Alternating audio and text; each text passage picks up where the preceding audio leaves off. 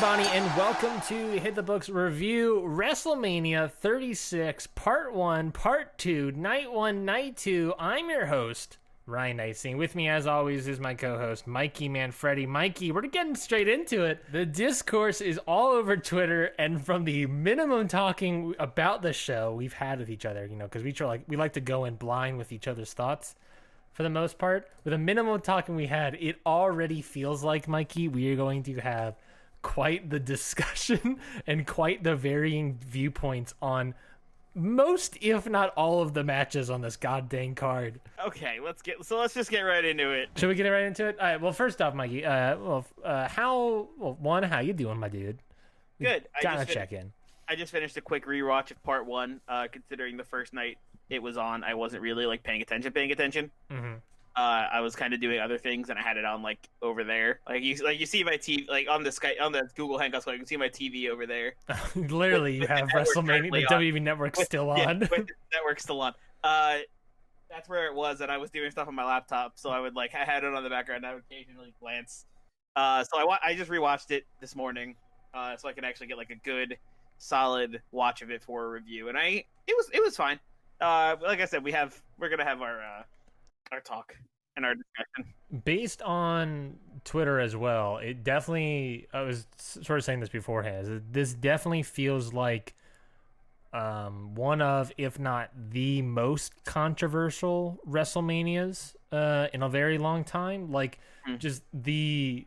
Obviously we can't go without saying that obviously with the pandemic that's happening, it was definitely a weird WrestleMania having no audience there. Wrestling with no audience will never not be weird. No, I think it's impossible. And I think there are certain matches that did their best to work around that issue, where there were some, in my opinion, that didn't necessarily meet the task. Mm-hmm. But I think that's, there's many reasons to that, and we'll get into all those sort of things. But it definitely, based on Twitter alone, it's we are in untreaded waters, and the internet is all over the place in what they liked, what they didn't like, and it's very interesting. I wish there was a way to obviously this was a pay-per-view, it wasn't TV ratings or anything, so there's no real way for us to track the ratings of the Boneyard match were good enough, compared to another thing. The WWE Network servers. Yeah, which we are working towards.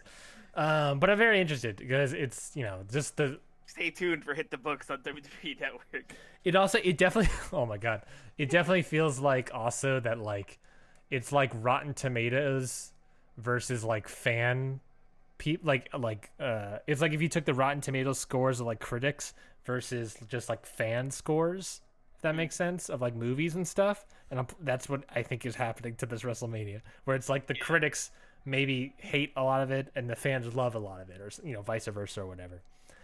Anyways, that all nonsense out of the way. WrestleMania 36 obviously did not take place in Tampa, Florida, which was very upsetting. But Mikey, I forgot to tell you this before we started. Apparently, there's a rumor going around that not next year's WrestleMania, which is taking place in Hollywood, but the following year, Tampa is back, obviously putting their name back in the hat of host city for WrestleMania 38, I guess it would be, which would be exciting. But did not take place in Tampa, Florida, of course, due to the COVID-19 pandemic, and instead it was pre-taped down at the WWE Performance Center in Orlando, Florida. When it was pre-taped, late March or so, who the hell knows. Bunch of rumors about everything that was pre-taped then. Apparently there's rumors of multiple match finishes and, cards being all over the place and people getting dropped out because of what was happening. It was a very weird thing, but alas, WWE has aired their WrestleMania, and it is presented in 2 nights because it's too big for one night, baby. It's just too big for one night. The first WrestleMania ever that's too big for one night. That's the only thing that's different about it. Nothing else. Can we just talk about that? 100%. If the buy rate or the views or whatever, according to WWE, were really good on both nights, you're telling me they're not going to continue doing a 2-night WrestleMania? I know. I honestly, honestly, I don't hate it. If they decide to keep doing WrestleMania, even if all the fans are back, even if it's live, if they make WrestleMania a weekend event, I'm in. I like it a lot. I much prefer 2 3-hour shows to 1 6-hour show. Well, what was it? It was like counting the kickoff, the pre-show. It was 6 to 10:30, I believe, both nights. So what? That's 4.5 hours. Math? I think so. Yeah, no, I kind of liked. I like it. You know, obviously coming off the heels of Wrestle Kingdom, New Japan Pro Wrestling's Wrestle Kingdom, which was a 2-night event. I sort of like this one as well. Wrestle Kingdom, I think, did a better job of like getting you more excited for night 2 because they were doing something with the whole double gold dash, both titles on the line, the IC and the world title. You know, that was obviously something that was like, oh, you go to bed and you're like, oh, this match is now happening, that sort of thing. But if WWE sees the numbers and they're like, oh, we could probably do this again and make a buttload of cash. Maybe make more money than some other countries would provide us. Maybe it could do it. Maybe, who knows? I don't know. What am I, an expert? What am I, WrestleNomics? No, I am Ryan AC, and I got nothing. Like, I'm all of it. I got nothing. Anyway, speaking of nothing, let's start off with WrestleMania 36. I got 0 transitions. Mikey, let's get into it. Night 1. The kickoff match here being Cesaro defeating Drew Gulak in a singles match in 4 minutes and 25 seconds. Mikey, what are your thoughts on this match? This match was good. It was fine. These two put on a solid show, and I mean, I knew these two were gonna. It's Drew Gulak and Cesaro. How could you not? I liked it. Yeah, I agree. I think it was a solid, technical match of styles, match of styles or whatnot. I thought really quick match. I was sort of disappointed because I wanted this match to go longer. It could have, turned into something cool. But lest we forget, I think the biggest thing that came out of this match is the fact that, these two Chikara guys, of course, partly being trained by Mac Quackenbush, and Cesaro has finally used a move in WWE that he was allegedly not allowed to use, invented by Mac Quackenbush and Cesaro. It was the way Cesaro defeated Drew Gulak, and that, of course, was with the UFO, that spinning airplane spin that Cesaro lets go of and just spins the guy on his neck, his back. Ooh. And those are the only places, his neck and his back. Nowhere else does he do any spinning. My cat is currently attacking my computer. Give me 1 second. Yeah, Mikey, any other thoughts on this match as I deal with my cat? Not like I said, it was just solid, good wrestling. Like, how could these two how could we have gotten a bad match out of these two? I don't think we could have. They're just two solid workers who put on a solid match. Yeah, I gave this match 3 1/4. I think that was higher than most people, but I really liked this match. I really wish this match was longer, but I gave it 3 1/4. I was originally going to do just 3, but then I gave it an extra quarter for that UFO. Yeah. I give this one a solid 3 meatballs. Just decent. Yeah, sorry, I said stars. I meant meatballs. You can use whatever rating system you want, friend. I'm using meatballs because that's what I use on Mikey's Indy 500. Oh no, he's plugging again. Oh jeez. Okay, well let's keep the ball rolling. Next, because we have a shit ton of matches. Well, we have 18 matches to get through. Jesus Christ, I think that's the most ever. Well, I guess we have 2 nights to fill out. Anyways, tag match for the WWE Women's Tag Team Championships. It was in fact Alexa Bliss and Nikki Cross, who defeated Asuka and Kairi Sane, the Kabuki Warriors, to earn the Women's Tag Team Championships in 15 minutes and 5 seconds. Mikey, thoughts on this match? This match was fine. I liked it a lot. It was solid. Like, that's all I can really say about it. It was solid. Yeah, the trend of night 1 for a little bit, we're like, these are pretty solid matches. The night one was just like, this wasn't bad. Yeah, I thought this match was solid again. I wasn't like bad, or it was definitely in the middle of the zone. I gave it 2.5 meatballs. Yeah, I was definitely middle of the road on this match. There were just points in this match where I was like, This was the match I think that really reminded me about the empty arena and the lack of fans in the stands, because there were several moments in this match where Bliss, Cross, Asuka, and Kairi Sane were all sort of just like kind of playing to the crowd that didn't exist, or doing moves towards the crowd or whatever. There was that one moment which really killed me in like a negative sense. It was Nikki Cross, unzipping her jacket, I guess, and just like screaming like, "Yeah, come on!" And then like there's like a slight pause of silence because no one's cheering, and then Michael Cole's just like, "Well, teach their own." And then I was like, "Oh my god!" Michael Cole undersold it so much; it hurt it. I know that really hurt that moment for me. But then they, after the match, of course, I think if I'm not mistaken, did Cross get the pin, Mikey? No, Bliss did. Bliss did? Cross hit her neck breaker, then Bliss got the twisted Bliss. Oh, okay. Yeah, they were shouting that JBL was really trying to put over Nikki Cross in the ending of this match. He was. He was like bringing up like this is her moment. That this is going to be a star out of Nikki Cross's her career defining win, and it was like a big thing. Yeah, well, I don't know if I necessarily agree, but it was definitely. I mean, I'm not saying I agree. I'm just saying that's what was being said. Oh no, I understand. I don't know. I don't know how I feel about. I don't know. I think it was that response that JBL had that I believe I made the tweet out that was just like, it's hard to have a WrestleMania moment this year when the event itself is a huge moment. Does that make sense? Mm-hmm. Just the fact that this event is happening and how this event is happening is like that. It's going to be really hard to overshadow that. And I was just like, this is the point I realized in the show. I was like, this might be middle of the road, okay at best for me. And granted, this was one match, 2 matches in, so who the hell knows? Mikey, any more thoughts on this tag match? Not really. It was good. It went on. It was longer than I thought it was going to go on, honestly. Oh my god, 15 minutes. I was like, whoa, oh my, we couldn't slap a couple more minutes to Cesaro and Gulak? But I don't know. I guess it's good. We gave the women a bunch more time. I saw a thing that said that like this WrestleMania had 5 women's matches. Last year, I think, had 3, which included the main event, and then like 2 the year before that or something like that. So I'm really happy to see that, like, one of the benefits of this WrestleMania was the fact that there were 2 nights. There were so many matches so that you can have more people on the card, especially obviously a lot of these people were probably just going to be on a Battle Royal or whatever. Another great reason why WrestleMania should be 2 nights.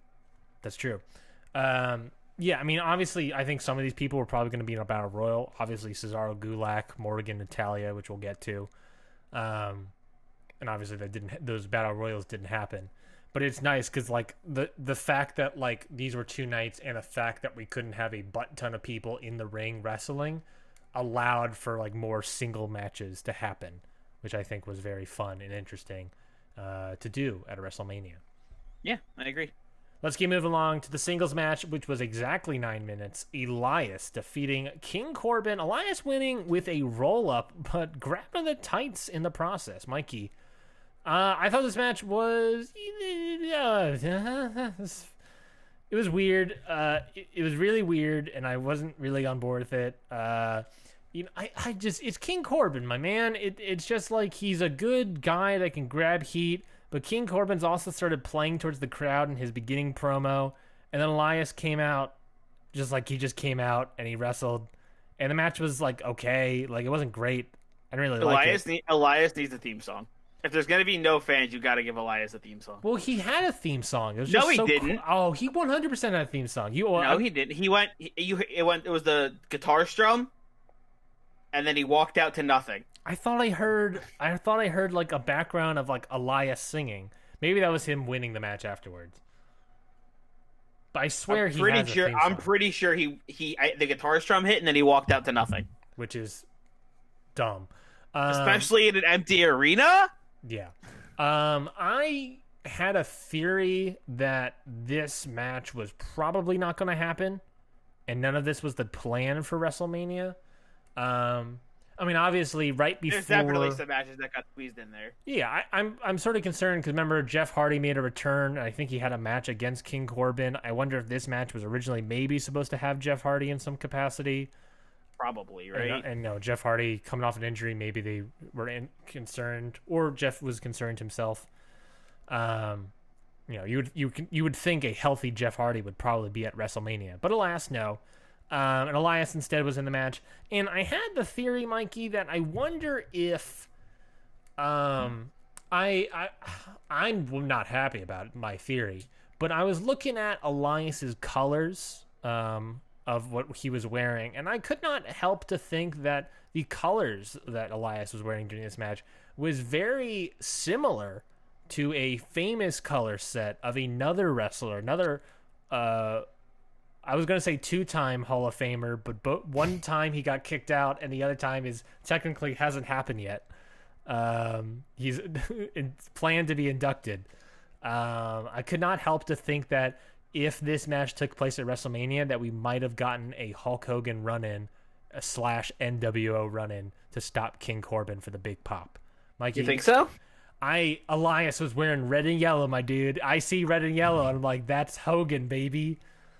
I don't know, maybe. I don't know. What thoughts on this match? Thoughts on that theory? This match was fine. It was a match. Yeah. It was not spectacular. Was not god awful. It was. Mm-hmm. Do you think this match would have been better or worse if Hulk Hogan being involved? Absolutely worse. Anytime that man is on my screen, it's immediately worse. No. What about NWO? My statement stands. But X-Pac, dude, X-Pac. My statement stands. Oh man, but remember all those members? I wonder if I can have a list of all NWO members. I was like, when NWO was big, I was either not born yet or like too young to care. Oh, definitely not born yet. No, definitely too young to care. I take that back. Let's see who was in. Like, I have zero for NWO. I have zero nostalgia. Wow. Ted DiBiase, the Giant, X-Pac, NWO, Sting. Who the hell is Vincent? I don't even remember Vincent. It says Miss. It's Vincent.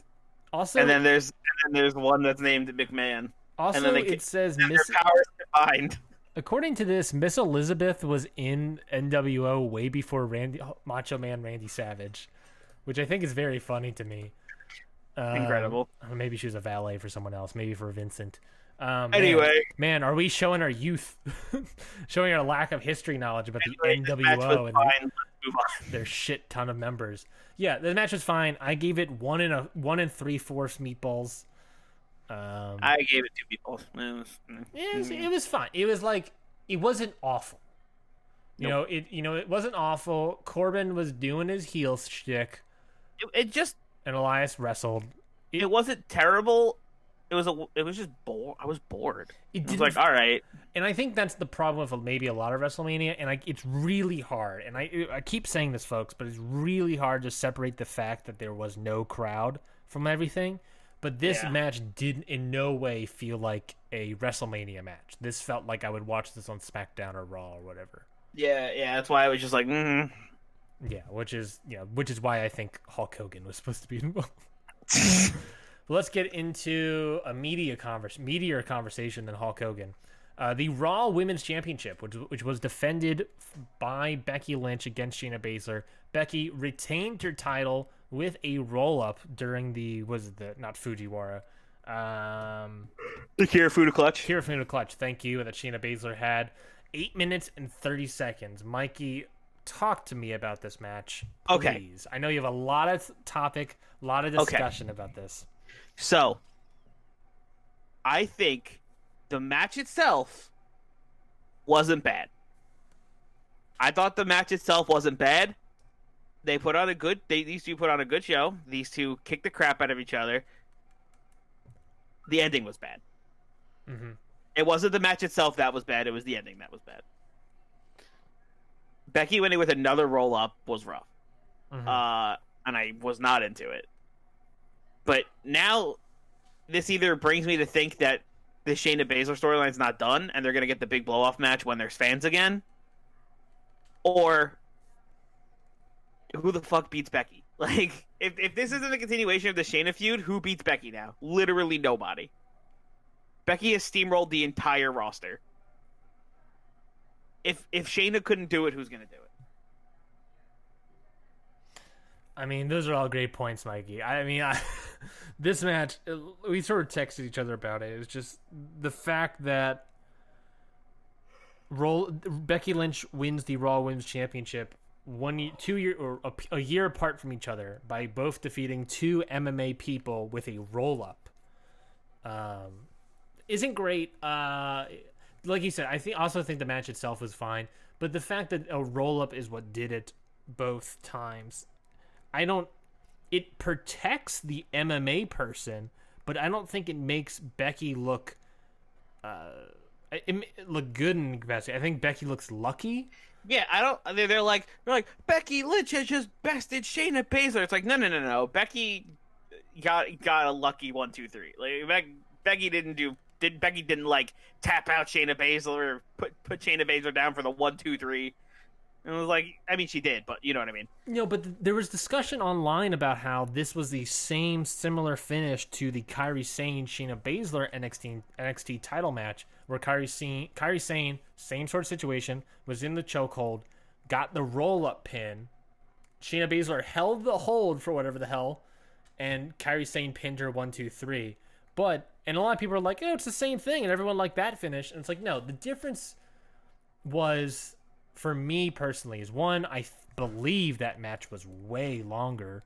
I would have to, and it felt way different. But also it's the fact that Kairi Sane sold the clutch after the match. Like after the match, like if you see it, I believe Shayna Baszler gets right back up, like sits up and be like, what? But Kairi Sane's like essentially like down on the floor, just like, oh my God. Because because in theory, she's getting choked out while she's pinning Shayna Baszler. Yeah. Whereas in this finish, Becky Lynch chokes out, does the pinfall, Shayna still has the hold in, and then Becky Lynch just sort of gets up and starts celebrating. And that's another thing I didn't like. Not Becky Lynch celebrating, but Shayna Baszler's just like, she's like, oh, I lost? All right, and then just leaves. Yeah. Like, I would have liked, I don't know, a Baszler beatdown on Becky or something. Mm-hmm. Like, why isn't Shayna more pissed off? Like, ugh. Yes, it was Kairi Sane defeated Shayna Baszler at Brooklyn 4, 13 minutes and 37 seconds. A whole 5 minutes longer than this match was. Also, I have no idea, and maybe it's my eyes playing tricks on me, but it looked like there is I don't know if it was a weird camera edit or an actual edit, but just that last thing, the moment right before, the moment that Shayna Baszler has Becky in the chokehold, it felt like there was a weird cut to Becky rolling up Shayna, which made me consider, was like, oh, was this one of the alternate endings that they decided to go with, Becky retaining the title? I don't know. That's just conspiracy theory. Maybe that deserves a rewatch. So you're thinking they could have possibly filmed both endings?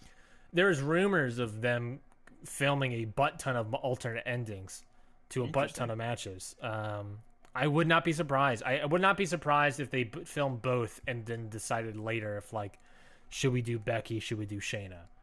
Talk about the ending.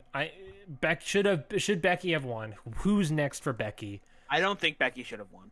I agree. Honestly, I think Shayna should have won. I don't know.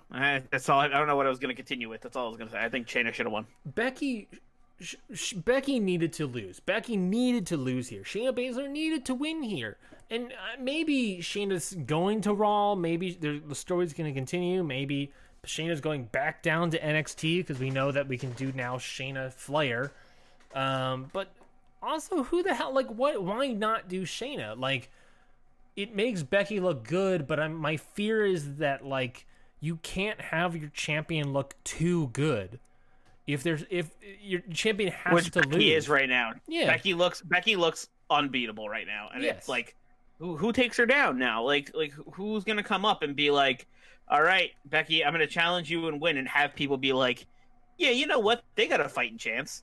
Yeah, the believability of her unbeatableness is weirdly in question, especially when the character of Shayna Baszler goes into the elimination chamber and eliminates all 5 people by herself. Yeah. It's like Shayna was looking like a monster, and I don't understand why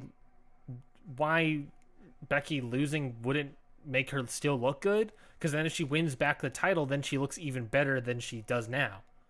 You know, and she loses, she goes through the loss, and then she wins it back, and it's like, yeah, Becky did it. She got over that Shayna Baszler hurdle. Plus, we get fresh matchups. I mean, you know, we have potentially a draft coming up, I guess. I don't know. And obviously Raw is building up people. The obvious person I'm thinking is Liv Morgan. So who the hell knows? But you know, and there's also more people. It looks like Bianca Belair is now moving up to Raw as well. So that was cool. Yeah. So there's a bunch of there are a couple new people that are up for grabs now. But it's just sort of like Shayna should have won, and then you could have if you want to continue the story, Shayna should have won. If they want to end the story and send Shayna back down, I don't know. We also have to keep in mind, folks, that Shayna Baszler is 37 years old. 39. Sorry, what? She's 39 years old. Most wrestlers, you know, they're starting to slow down around that 40 mark. And she's also coming off of an MMA career, so I imagine she's not feeling too hot. But you know, she's reaching 40. She doesn't have many years left in her career, probably, which is sad. But which is just another reason to give her the win at this point. Yeah, I don't know what they're obviously we have no idea what their plans are, but I don't know what they're thinking. I think Shayna needed to win. I agree. I don't see why Becky needed to. I don't know. This is the moment where it's like the crowd potentially is going to sour on Becky, and that is the concern moving forward for me. But I did give this match 3 meatballs, like we all said, because we all know Becky's gonna come on Raw tonight and brag about it and be like, "I'm the man. Nobody can take me down." But like, then we need more challengers. Who would you want, Mikey? Obviously, if you were booking this, or who you would want to go after Becky next? I literally have no idea, because everybody I think of, I'm like, no, Becky either beat them or like it doesn't feel realistic.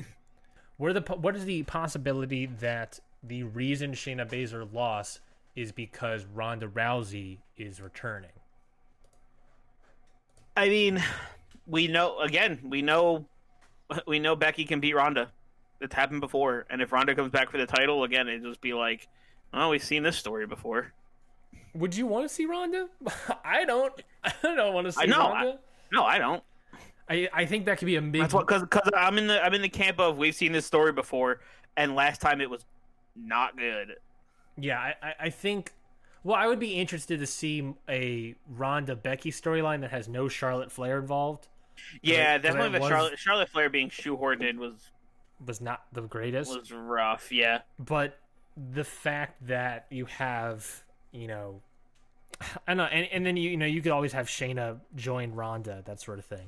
I would prefer not to have Ronda back. I don't necessarily think we need Ronda. I think we're building up stars without Ronda, or building up credible. I maybe shouldn't say stars anymore. It's really hard to qualify stars that you have on WWE anymore. We're building up credible people already with Liv Morgan.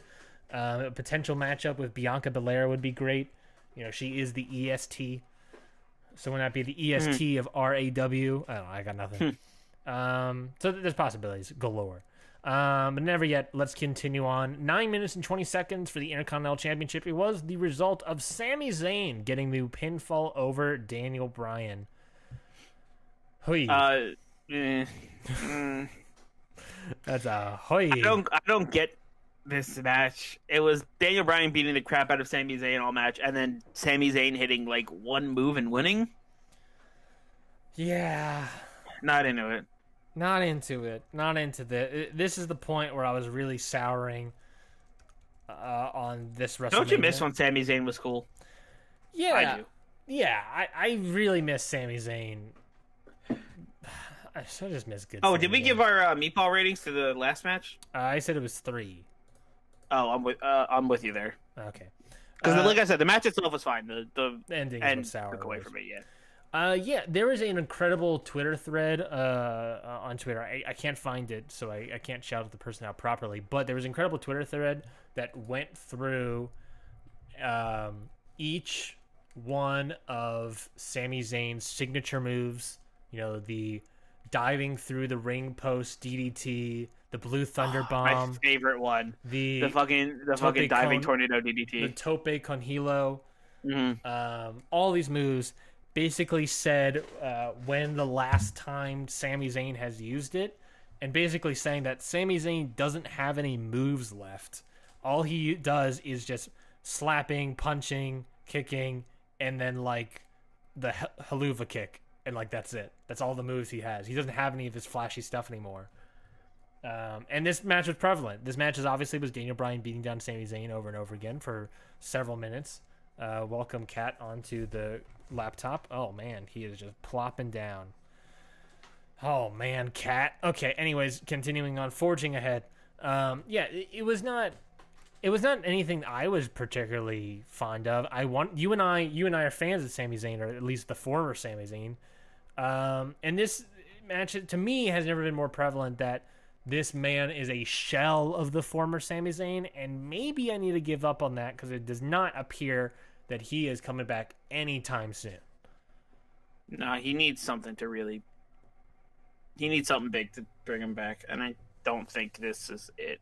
No, I like the idea of him working with Daniel Bryan, but then I also think that the reason I did not like this match as much is because I think it's like why.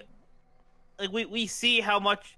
I think this match showed how much of like a coward Sami Zayn's character has become, and it's like, why do Nakamura and Cesaro listen to this guy?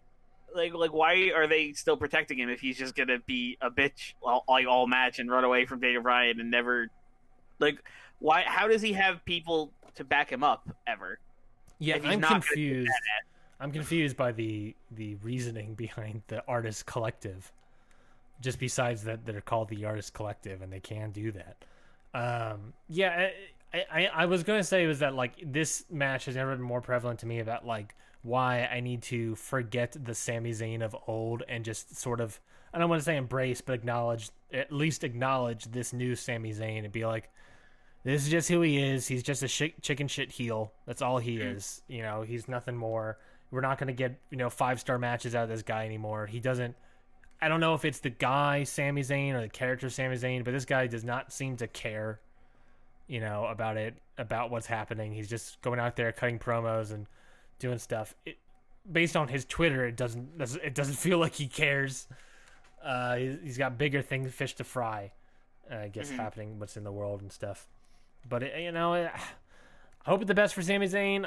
Is winning the right call for me? No. But also Daniel Bryan should have, I don't know. This match was weird, and this is not my expectations, but maybe it's my fault for having high expectations. I don't know. I give this match 2 meatballs out of 5. Yeah, loading it back up because I logged out of my Grapple app. I gave this 2.25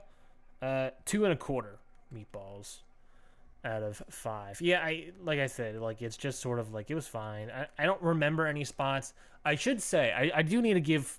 We need to. I want to make sure I'm being critical. I remember one singular spot because it scared me. Which was? It was when Daniel Bryan did a suicide dive to Sami Zayn and overshot it a little bit, and it looks like he broke his neck when he face planted into the barricade. Just any Bryan moving forward is going to scare me. It's just like, come on, Bryan, don't dive, don't dive. Sammy, this was what I did like about this match, Mikey, was the fact that this was to me the first match of the night that really utilized the idea that there was no audience. This really utilized the idea of there was no crowd in attendance. The Becky Lynch and Shayna Baszler had the instance of that where they started off the match with those big, not thunderous, but big meaty punches to each other, which was awesome. But when it got to the IC title match, this match, I'm realizing that my taste in how an empty arena match should work, Mikey, is constant action or constant talking or something. And by talking, I don't mean commentary. I mean talking by the wrestlers themselves. And this match utilized that. I think there was, good, maybe some hard-hitting stuff from Daniel Bryan, but then there was constant talking. And Sami Zayn being such a chicken shit heel that he's begging for mercy from Daniel Bryan and immediately punches him back. You love to see it. You love to see it, Sami Zayn. Except for me, I gave it 2 1/4. So eat my butt.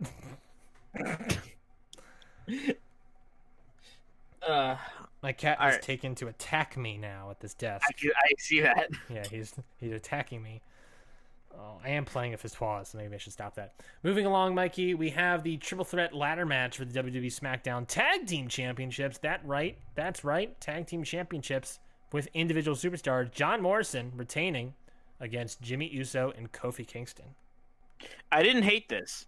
No, me neither. I didn't hate the fact that it was a tag team belt being defended in a triple threat match, especially with John Morrison, Kofi Kingston, and Jimmy Uso, because obviously it's gonna be a great ladder match with these three. No way it's gonna be bad. They absolutely beat the crap out of each other, and I thought the ending was definitely a creative take on normal ladder match endings. Yeah, I thought it was good. I thought this was a solid ladder match. To me personally, honestly, Mikey, match of the night. Yeah, I can get behind that. Eat my butt all the rest of this card, but I'm going to say this was my personal match of the night, and the reason I like this match a lot is I thought is obviously, I keep saying it again, but it's weird having a ladder match with no crowd because there were pops that were set up for the crowd, obviously. But there was awesome spots. Having any match with no crowd. Yeah, I keep thinking. I don't know. I kind of like the ladder match. I think the ladder match was also good without a crowd because every time those ladders hit, it felt crazier because they were loud. That's true. There were some great spots too. John Morrison's, of course, a rope walk across the Spanish Fly. Not the best one I've seen. A lot of people are saying that was the best thing that they've ever seen. And I'm like, you guys haven't seen Phoenix. You haven't seen Phoenix on Lucha Underground, baby. Because he does that night and day. And when he transitions into... trained John Morrison well. Yeah, when Ray Phoenix, whether it be AEW, whether it be Lucha, whether it be any independent show, he rope walks it, does a fluid Spanish Fly. John Morrison did the rope walk, did a weird transition, then did the Spanish Fly. And I was like, nah, you guys got to see a better one. I've seen better. It was awesome, but I've seen better, Morrison. I know you can do better, boy. This match was good. I liked this match a lot, and I was really into it. Of course, these three guys put on a great show. Of course, this ladder match was awesome. Of course, John Morrison was awesome. Mm-hmm.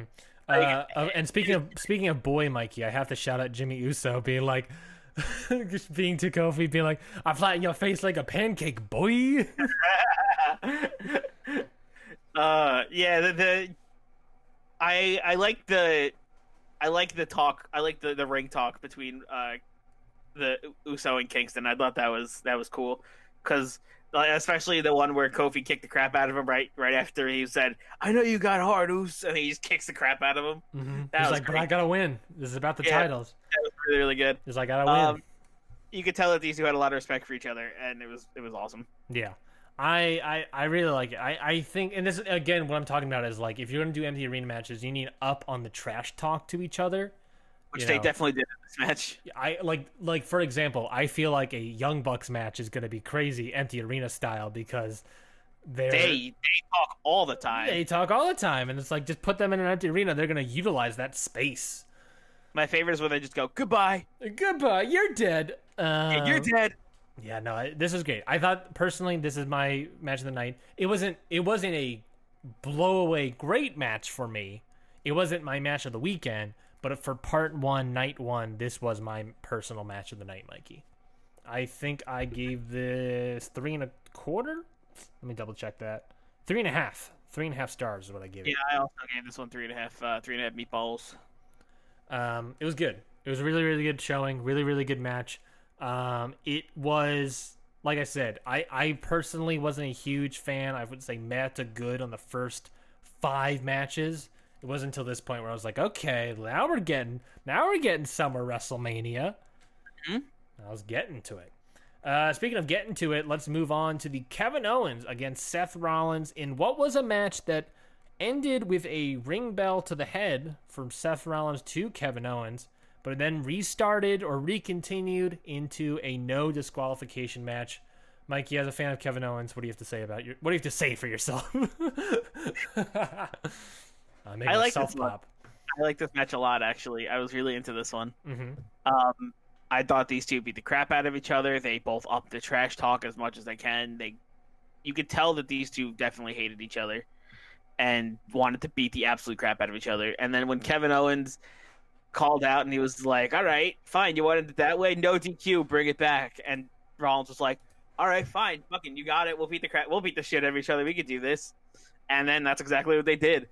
Owens with the giant jumping off the sign spot was awesome. And then bringing Rollins back in the ring for that stunner and the 1-2-3 was great. And I really liked this match. Yeah, I thought it was a great match. That killer spot, that jumping off. I remember joking about it with Shane McMahon. I feel like everyone on the internet joked about it with Shane McMahon about jumping off the WrestleMania sign. And then Kevin Owens actually did it. And like there it is. The joke's over. Kevin Owens has legit jumped off the WrestleMania sign. Did you see somebody tweeted at Kevin Owens? I don't really know who, but they tweeted a picture from, I think, Buccaneer Stadium, and it was of the pirate ship. Oh, yeah. They're like, Kevin, you should jump off this. And he was like, listen, I actually took pictures to plan out this spot, and I really wanted to. He's like, that was the plan. The plan was me jumping off the spot. He wanted to jump off it so bad. He was like, listen, I was planning it. I love the mindset of a wrestler walking into what was it, a baseball stadium or something? I don't remember. A football stadium? You're like, I could jump off that. He's like, this is a huge pirate ship. I could jump off of that. That's easy. That's not that high. He tweeted out the pictures he was taking to try to get the angle. He's like, where can I jump off of it from? Yeah, it was just like if he just walked off the gangplank and was just like, see ya. It's so sick that's how I think that's insane how their brain works. They just see like a big thing and they're like, how can I jump off of it? How can I do that? You gotta appreciate that, folks. And that was great. I love that so much. I thought that was great. This was a great match. It was a little weird to me. I thought, again, they utilized the trash talking dynamic, especially of Rollins. I'm not a huge fan of when a match like happens and then they restart the match in a way. I'm like sort of just like, well, then why not just do a no disqualification match from the jump? I don't know. This time I kind of liked it because it was like supposed to be a one-on-one match, and then Rollins took the coward way out. And Owens. I think it was a reason for it this time. Yes, which is true. I think I was much more into it. Mm-hmm. That's true. That's very much true. For me personally, this was my match of the night. Oh, big Mikey boy with the match of the night. Of course, the Kevin Owens match is my match of the night. Just being stereotypical Mikey. But of night one, this was my favorite. And this is good. Seth Rollins has, since the heel turn, been feuding with Kevin Owens. So this is now the final. This is presumably the end of Owens-Rollins, which I'm interested to see. Where does Owens go from here? Where does Rollins with the whole, Murphy disciple faction? Well, obviously with AOP gone, maybe Rollins needs 2 more members, 2 more disciples. I really liked. I mean, I don't know where they both go. Like, it's really weird. It's like does Rollins. Like, how does Rollins take this loss, I guess, to Owens after being like, when the lights shine brightest, Owens, I'm a god, and then losing? That's true. I could easily see another blow-off match to get Rollins' heat back, but I think he can just easily also move to someone else. But you're right.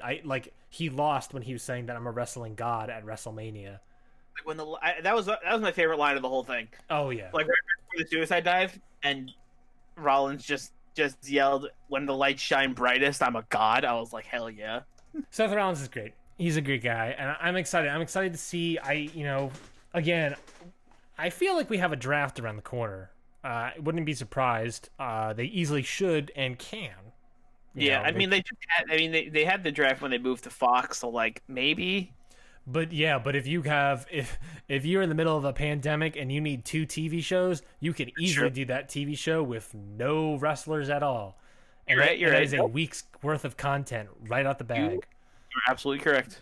So that's why I feel like a draft is maybe necessary, because why not do it? I mean, allegedly they filmed up to Monday, which is the time of recording tonight. So I don't know what they're gonna do. I mean, they have NXT filmed. Imagine that. Imagine being the wrestlers and filming WrestleMania and then immediately filming Monday Night Raw.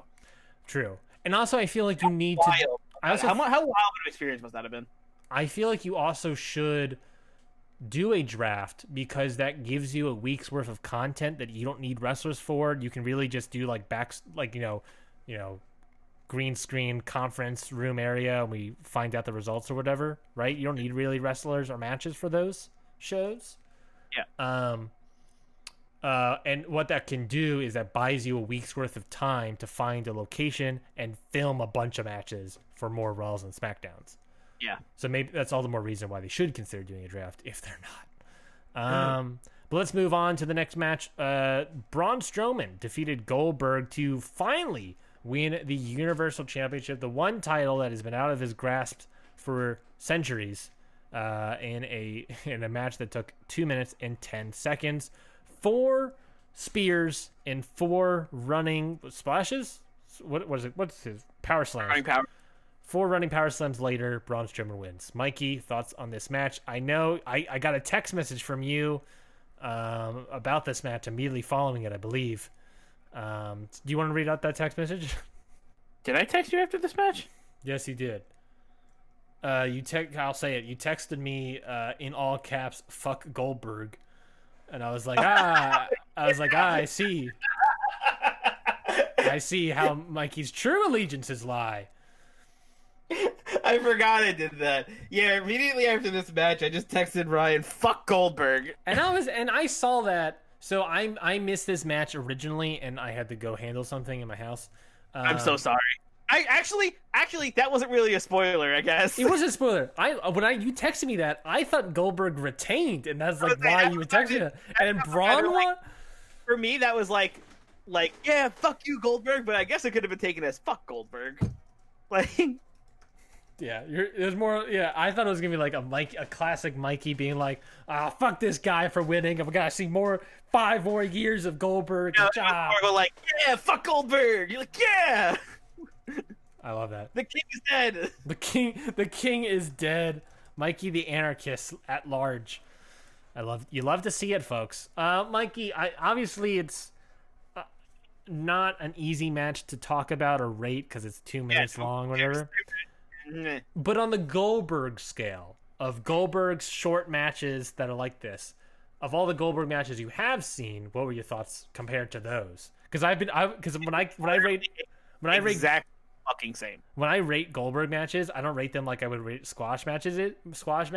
They're their own separate Goldberg scale, where it's like, oh, well, this is a great Goldberg match. Well, this is a bad Goldberg match. All of them. I hate when they build up big Goldberg. I hate when they just do all this builds for great Goldberg matches. Then it's just like a finisher sprint for 3 minutes, and it's just so stupid. It's not entertaining. It's not cool. I don't want to watch it. This match could have been Goldberg just handing Braun Strowman the Universal title and walking away and being like, "Here you go," and I would have liked it more. Like it's boring. It sucks. Like, why do we do this kind of thing? It's so not entertaining in the least. Like, I don't want to see a finisher fest. Like, I don't care.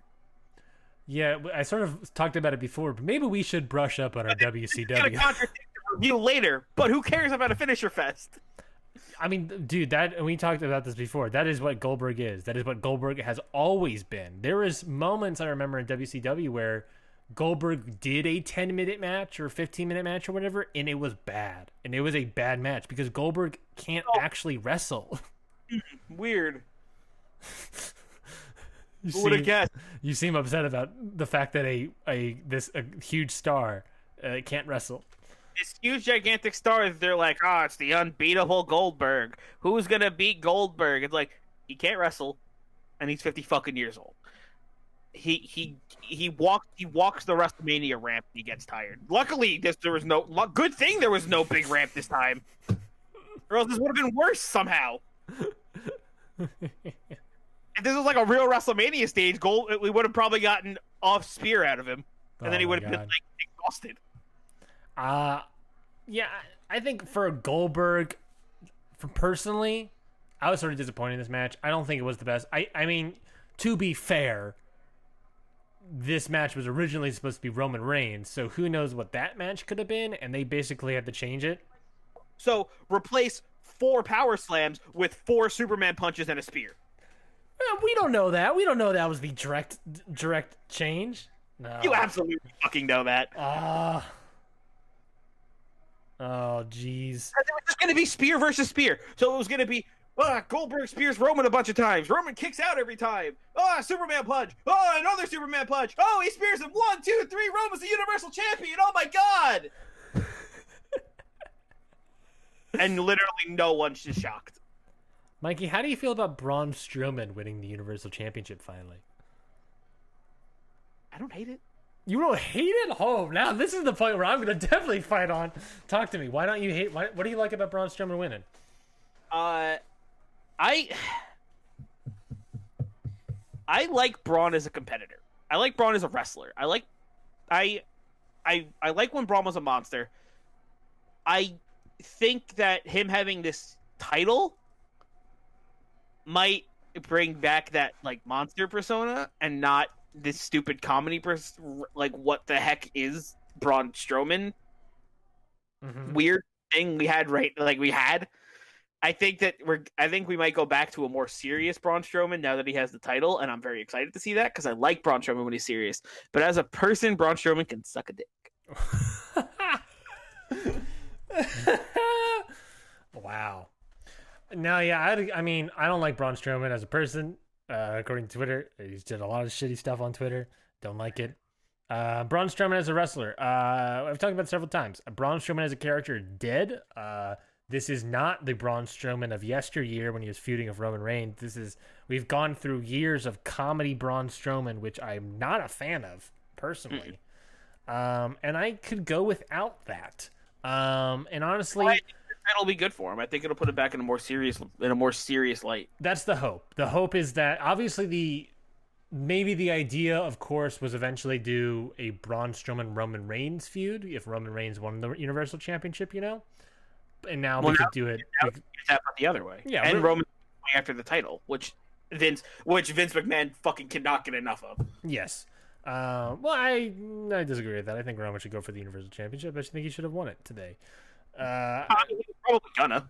He's gonna. You're gonna hate my Raw booking. Gonna win. Oh, I guess I was gonna say you're gonna hate my Raw booking, and then I remember that that Roman is currently the WWE Championship in my universe. Yeah, baby, Roman Reigns for life, the big down. If Roman was in this match, he absolutely would have won the match. No ifs, ands, or buts about it. Yeah, I think. Yeah, I agree with that. I do think Roman should have won the WWE Championship. I would have been okay with Roman because I personally think there's been enough time with Roman separated from the titles to go do something else. Brock is on a different brand, so we're separated from Brock, and so that allows Roman to have matches with Braun Strowman, which we got to remember that Braun Strowman and Roman were the feud of the year at one point, really, for WWE. And then until Brock Lesnar ruined it. Yeah, until Brock ruined it, but that's another point entirely. But I think if you have them on separate brands, then you can do Roman, Braun, which would have got Braun back into it, Roman back into it, hopefully. And then you can move on and to do other feuds and stuff. You have Roman, Daniel Bryan you could do. You have Roman, Sheamus you could do. You have Roman, I'm trying to think of other heels on SmackDown. Nakamura, Cesaro, Sami Zayn, maybe that's something. You could do Roman, King Corbin, which I would easily see, but I don't want to see that. Not one bit. I don't want to see that at all. And then, of course, if you have the draft, you can keep them separated because they're both the world champions. I think it had potential to be good. and I just hope they stay separated if they do a draft.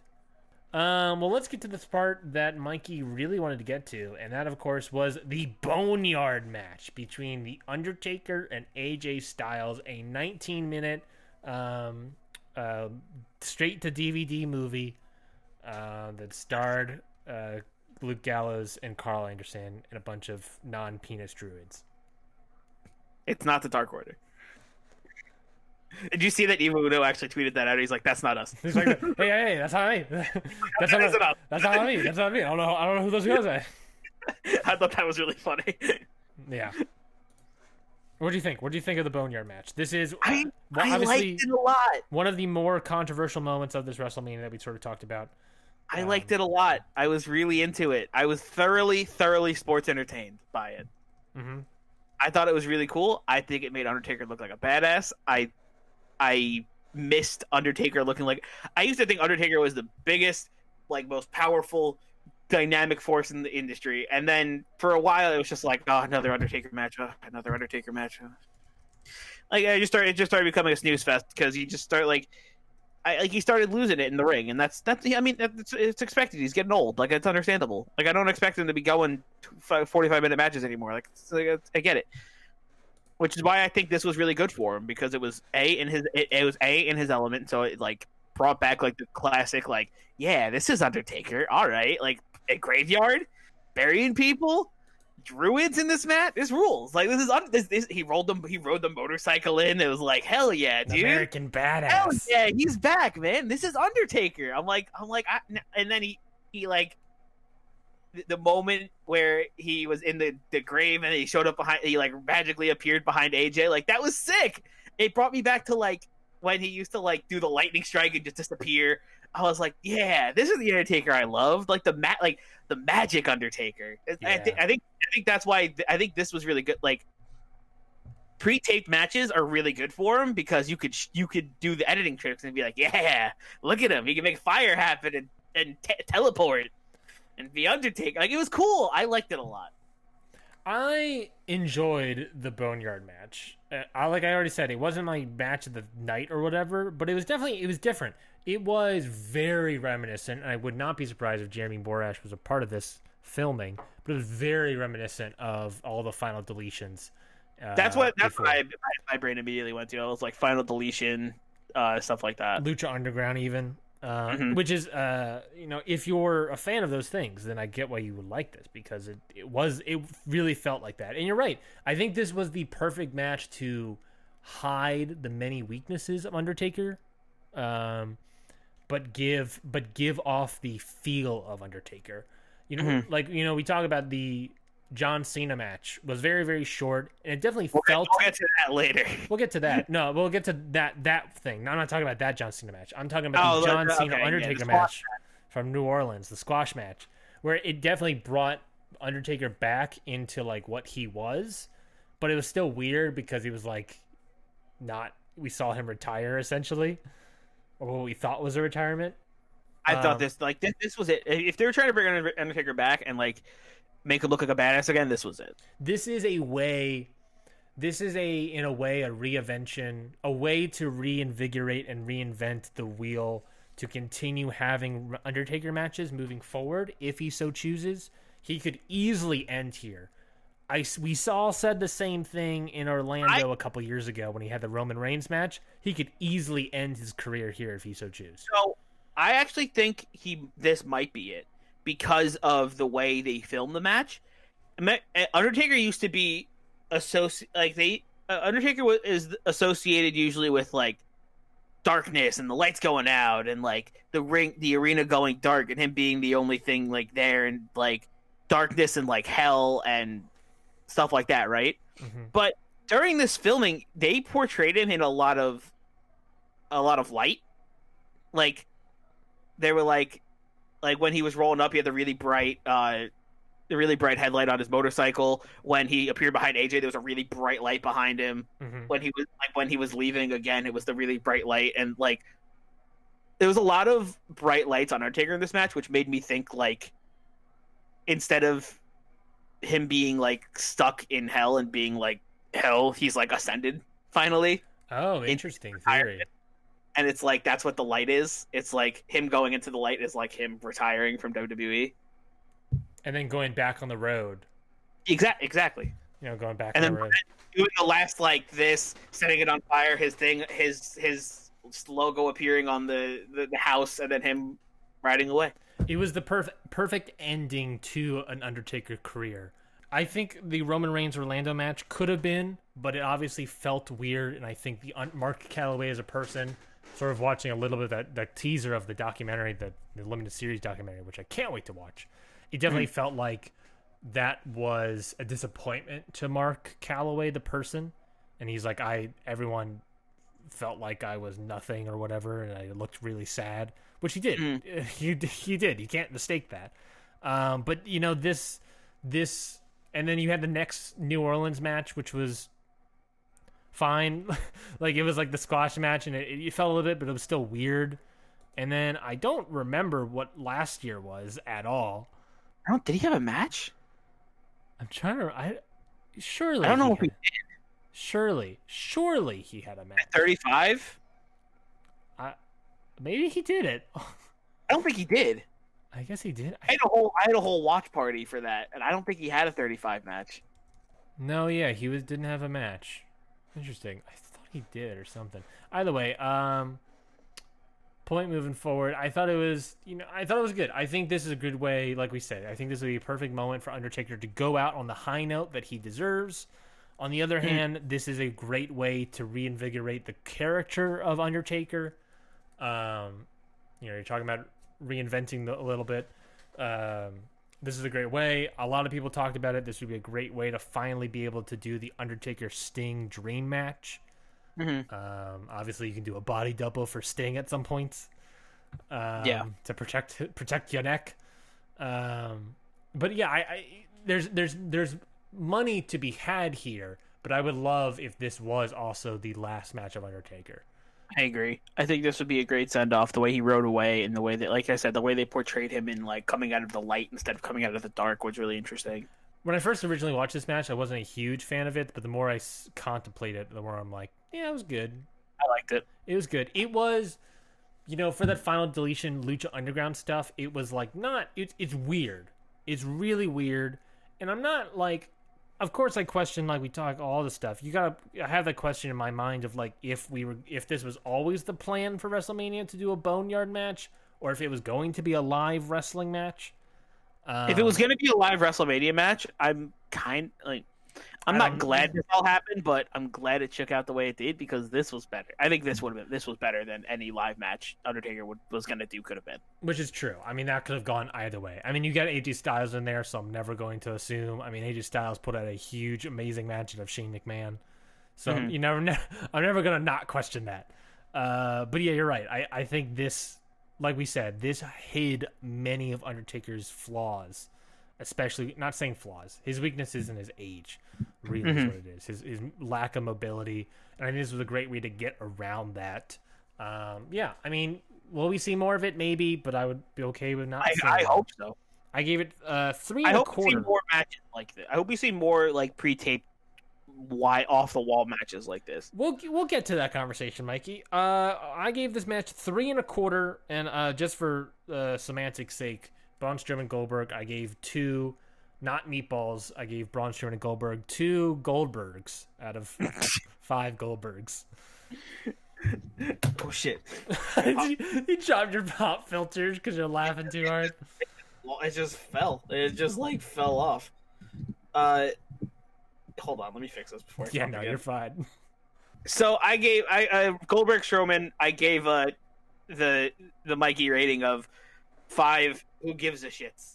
And Undertaker, AJ Styles, I gave this one 3.5 out of 5 meatballs. I liked it. Yeah, it was fun. I like this match.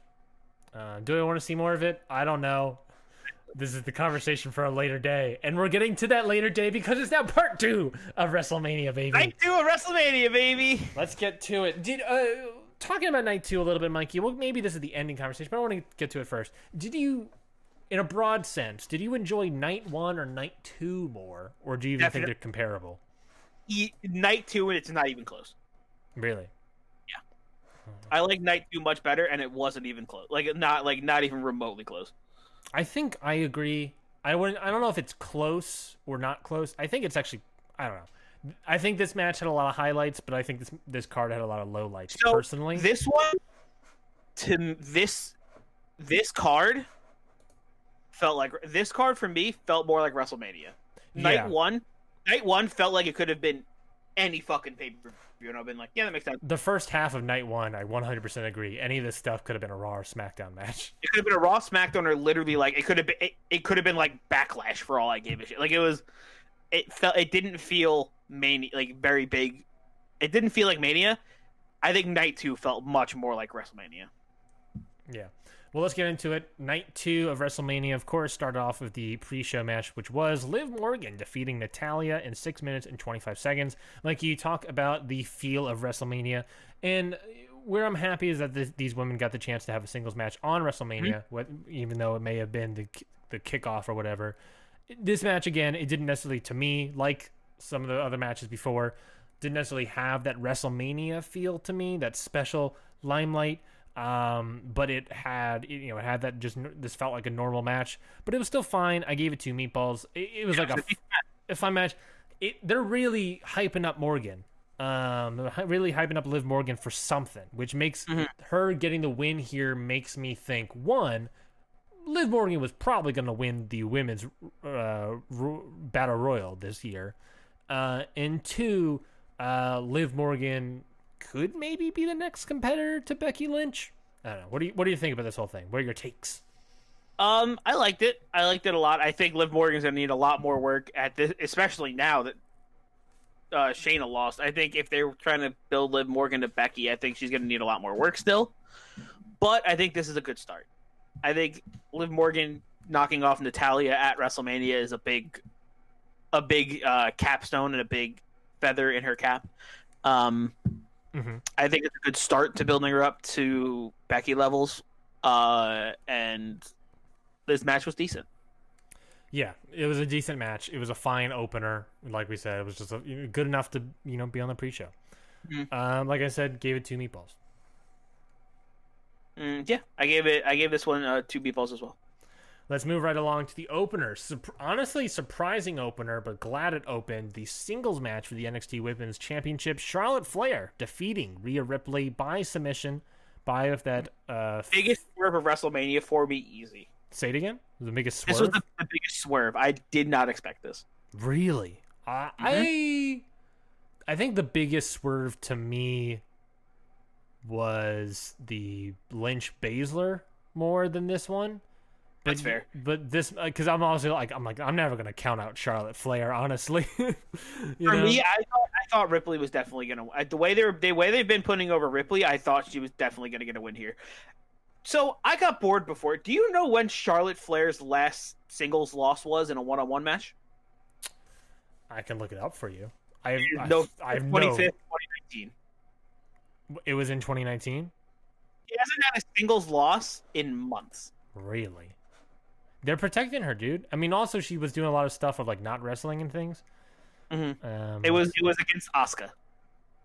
Oh, let me. Am I including live matches, house shows? I assume not. No, well, maybe. Well, but according to this, she lost in a house show, a triple threat against Asuka and Becky Lynch. No, that's not one-on-one. No, that's true. I said one-on-one. Charlotte Flair defeats Becky Lynch. Got another more triple threat. Charlotte Flair defeats Asuka. Charlotte Flair wins the Royal Rumble. Triple threat house show matches. Nikki Cross, Sarah Logan, Natalya. All people that make sense here. More house shows. Chelsea Green back in December. The Raw Women's title, Becky Lynch versus Charlotte Flair, at a house show, ended in no contest. Ooh, Augusta, Georgia. 2-on-1 handicap, the Kabuki Warriors defeat Charlotte Flair. That is her earliest loss. Not 1-on-1, but it is the earliest loss, and that is at December 2nd. Before that, Asuka defeats Charlotte Flair, which was November 25th. Yep. I don't know why Charlotte I don't know why every time Charlotte seems to be in a one-on-one match, she always wins, literally no matter what. It drives me fucking insane. It's like, to be fair, I mean, can't somebody go over Charlotte one fucking time? I'm gonna look at Becky Lynch and see what her last singles loss was. Becky's probably the same fucking thing. Oh, that's true. But I'm gonna look for it. I'm gonna find it. But talk to me. Why did you want Rhea Ripley to win, and why do you think she deserved to win this match? I don't know. I wanted Rhea Ripley to win because I don't, because Rhea Ripley's actually on NXT. Like, I don't get Charlotte winning because Charlotte's not on NXT. So why? It's not like she can really defend it that much. And I think it was Ripley's time to go over. I think she was at the peak of her popularity, and I think if she won here, it would have been like, damn, Ripley's really fucking good. Mm-hmm. But do you think that should have happened now, or do you think that can still happen later? I mean, Ripley's young. She has plenty of career ahead of her, and I'm sure she can go over Charlotte eventually. And I think they're going to do it when the fans are back. That's true. I could easily see that happen. Like, hopefully, if this all blows over by SummerSlam, I think we can get a good rematch between Ripley and Charlotte, maybe at TakeOver. Mm-hmm. Yeah, and Ripley winning, because it'll make Ripley look great, or SummerSlam match as well. Yeah, I'm saying I think it'd be better at a TakeOver because Ripley still beat Charlotte Flair, and B, if you don't want to make Charlotte look as bad, do it in front of a smaller crowd. That's true. What I liked about it, I think Rhea Ripley should have won this match. I'm okay. Honestly, I'm okay with it. I'm okay if her losing. I think, to me, there are more potential positives coming out of this match than negatives. I don't think. I thought this match was the match of the weekend. This match. No, don't get me wrong. This match was awesome. This was my favorite match of the entire weekend. By the way, I'm still looking at Becky Lynch's singles losses. I'm in July. I still can't find a single loss from Becky Lynch in terms of singles matches. I talked about 2-on-1, that Charlotte Flair losing to the Kabuki Warriors. Becky Lynch beat the Kabuki Warriors in a 2-on-1 match.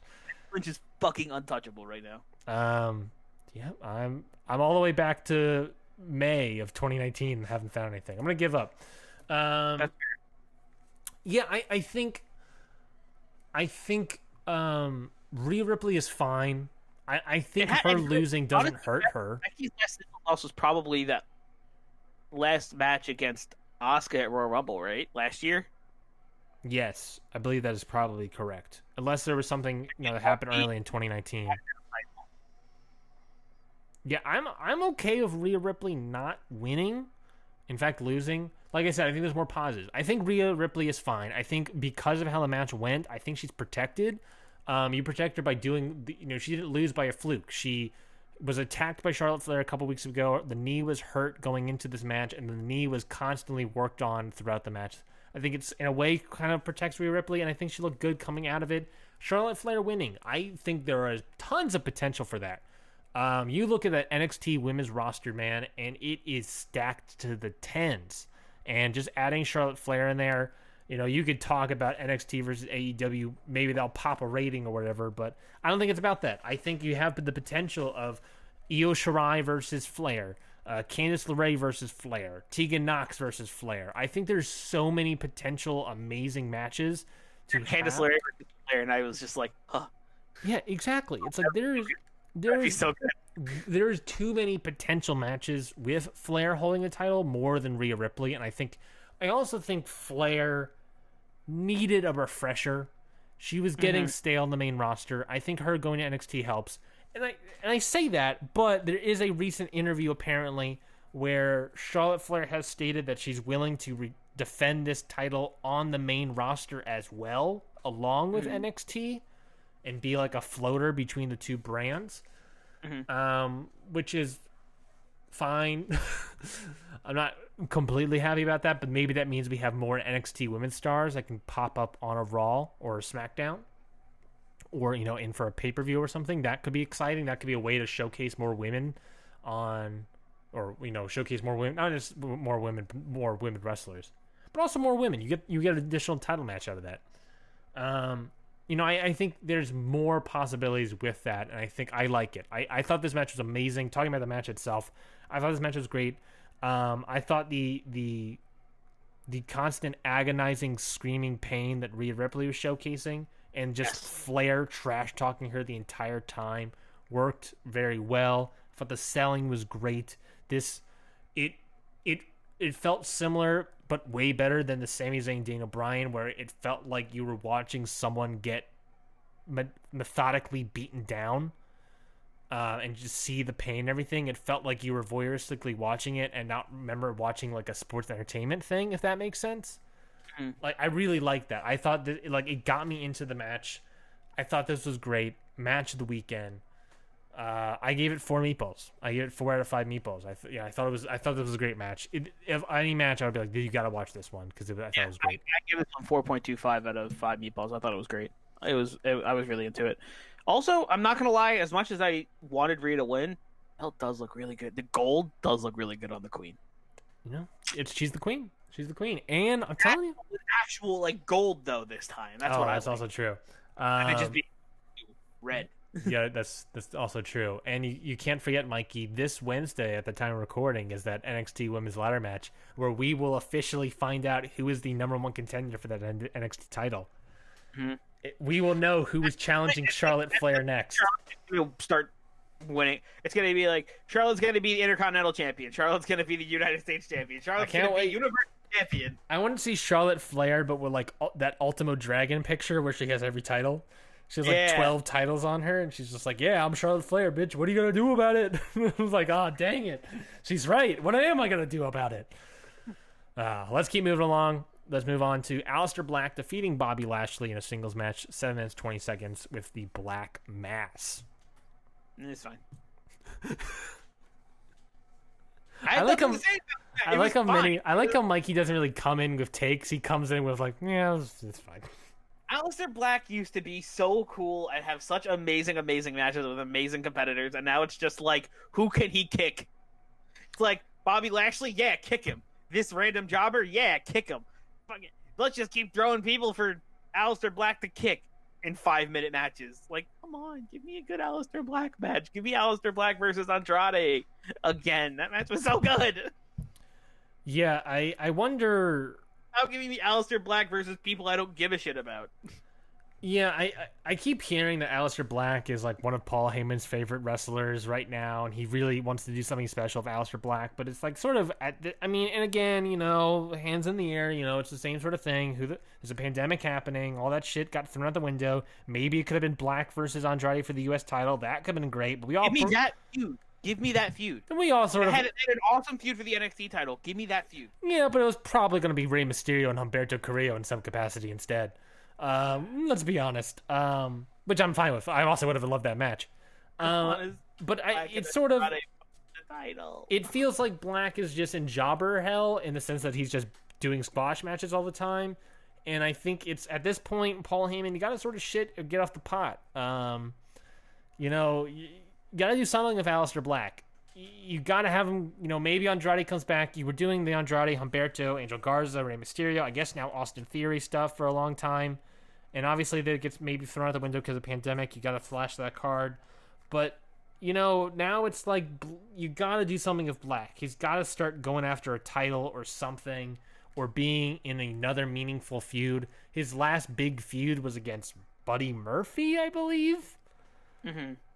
And after that, you can maybe argue Rowan. I mean, he gotta put him some. If he's special, then do something with him. I agree. Have him go after a title or something. The whole premise of this Aleister Black character is he's waiting for someone to fight him, but that's a passive character. A passive character doesn't necessarily work in wrestling unless you have someone that's looking to pick a fight. Mm-hmm. And who's willing to pick a fight with someone that they're not fighting? I don't know. Does that make any sense? I have no idea. All right, well, let's keep it moving and grooving, Mikey. Any other thoughts on that match? I thought it was... I gave it 2 3/4 stars or meatballs. Any other thoughts, Mikey? Not really. Not really. It was fine. What was your meatball rating? This one gave me I think I give this one two and a half out of 5. Yeah, that makes sense. That is fine. Can we talk about Lana? Who cares? Who cares? She's useless in this feud. She does nothing for Bobby Lashley. She's just annoying. Yeah, I don't. All she does is go ah. I really don't like. That's I fine. do like the idea that the heels look like idiots coming out of this match. You know, like the idea that like Lana, the heel manager that's supposed to be really smart, was like, no, go for the spear instead. Like Bobby Lashley had the match to win, and Lana's like, no, do this instead, and then it didn't work at all. Maybe they're teasing like a breakup in store for them. I don't know, but I thought this was sort of nice of being like, oh, the heels look stupid and the face did not. So I enjoyed that, I guess. Mm-hmm. Moving right along to the singles match between Otis and Dolph Ziggler, where Otis picked up the victory, defeating Dolph Ziggler in 8 minutes and 15 seconds. And of course, following the match, we got Otis locking lips, lack of social distancing with Mandy Rose. Mikey, The world's best WWE storyline pays off. We did it, boys. Otis wins. Yes, I'm thrilled. Oh, it was so good. It was so good. I loved it. I loved every minute of this. in a match made perfect for Twitter. It was so good. And a match result made perfect for Twitter. It was so funny. It was so fun. It was almost exactly how I hoped it was gonna go.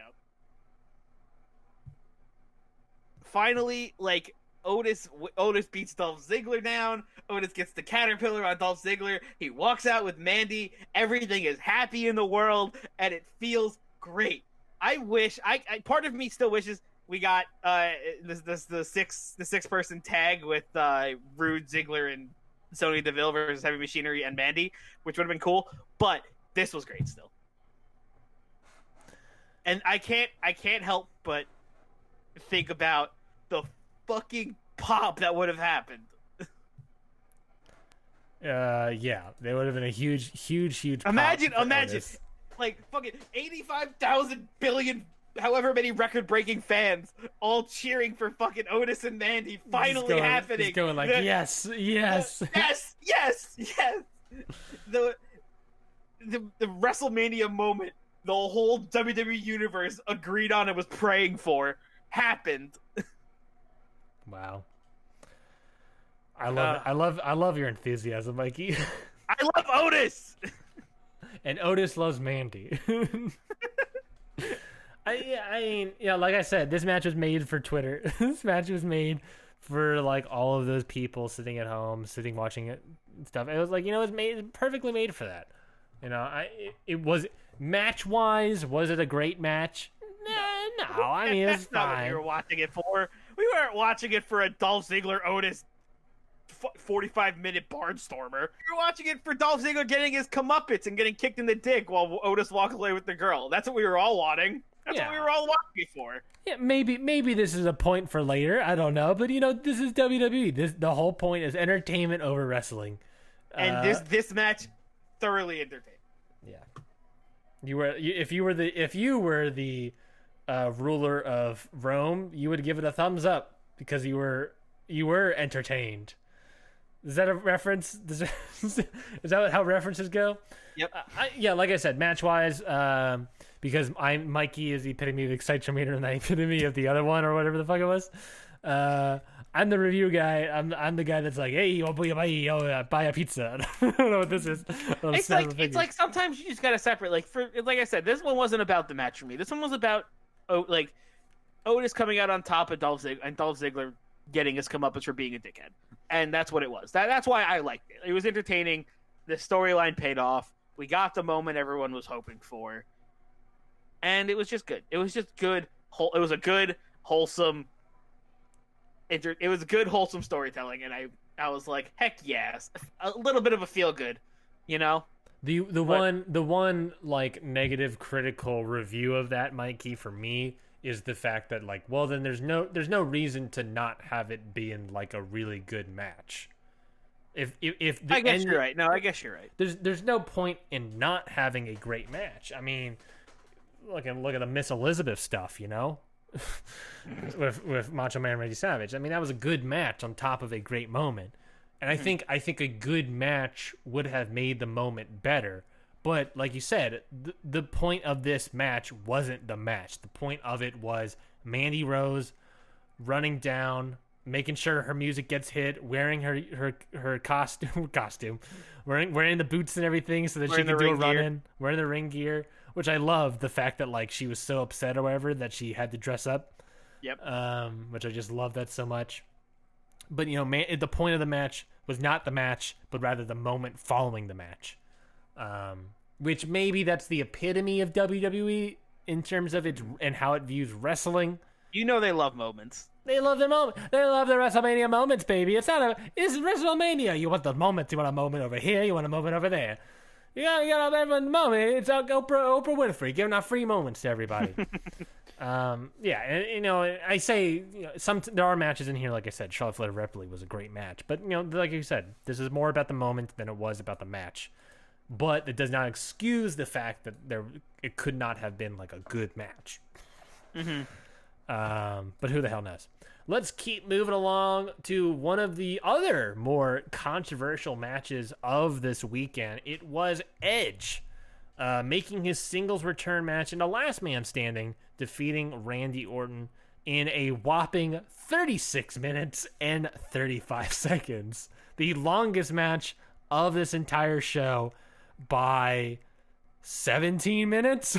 This match felt like it went on for 4.5 hours. This match sucked. I'm going to say it off top. This match sucked. It blew chunks in my mouth. I'll defend it. I'll defend it real quick. The first 2 minutes, the last 2 minutes were good. Like everyone else is saying, like a lot of people are saying online, first 2 minutes, last 2 minutes were great. This walk and brawl, I'm not here for it. It was way too long for it. This match felt like it went on for 4.5 hours, and it was, I kept looking away and then looking back and then looking away and then looking back, and every time I was like, "Whoa, is this still happening?" My girlfriend sitting next to me are like, "Man, this is just still happening, isn't it?" Yeah, the way they went through the performance center was slow and rough. And if you're editing stuff down, there is no reason this match could not have been edited. Right? Like you could have edited. Like editing is a thing you could have done now. It wasn't live. I forgot Cut the entire gym section of this match from it. It would have been better. It still wouldn't have been great in my opinion, but it would have cut out like a whole 10 minutes or something. It wasn't good. It was disappointing, really. And, you know, it's really tough because it's like, again, I keep saying it over and over again, but again, alternate reality, I think this match could have been killer. Yeah. But under the circumstances, it wasn't. It was very disappointing. This walk and brawl, first off, getting to the gym. A lot of people on the internet not happy about it.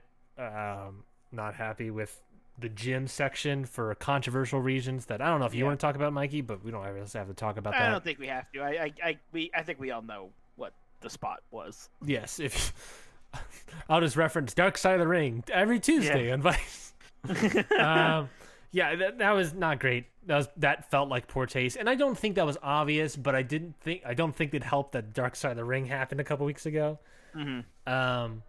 And that was, then they continue, they fight some more, then they go back down the hallway. Edge climbs up a steel cage that's like in the office for some reason. Does like an elbow drop. Yeah. Then they fight in the warehouse. That was weird.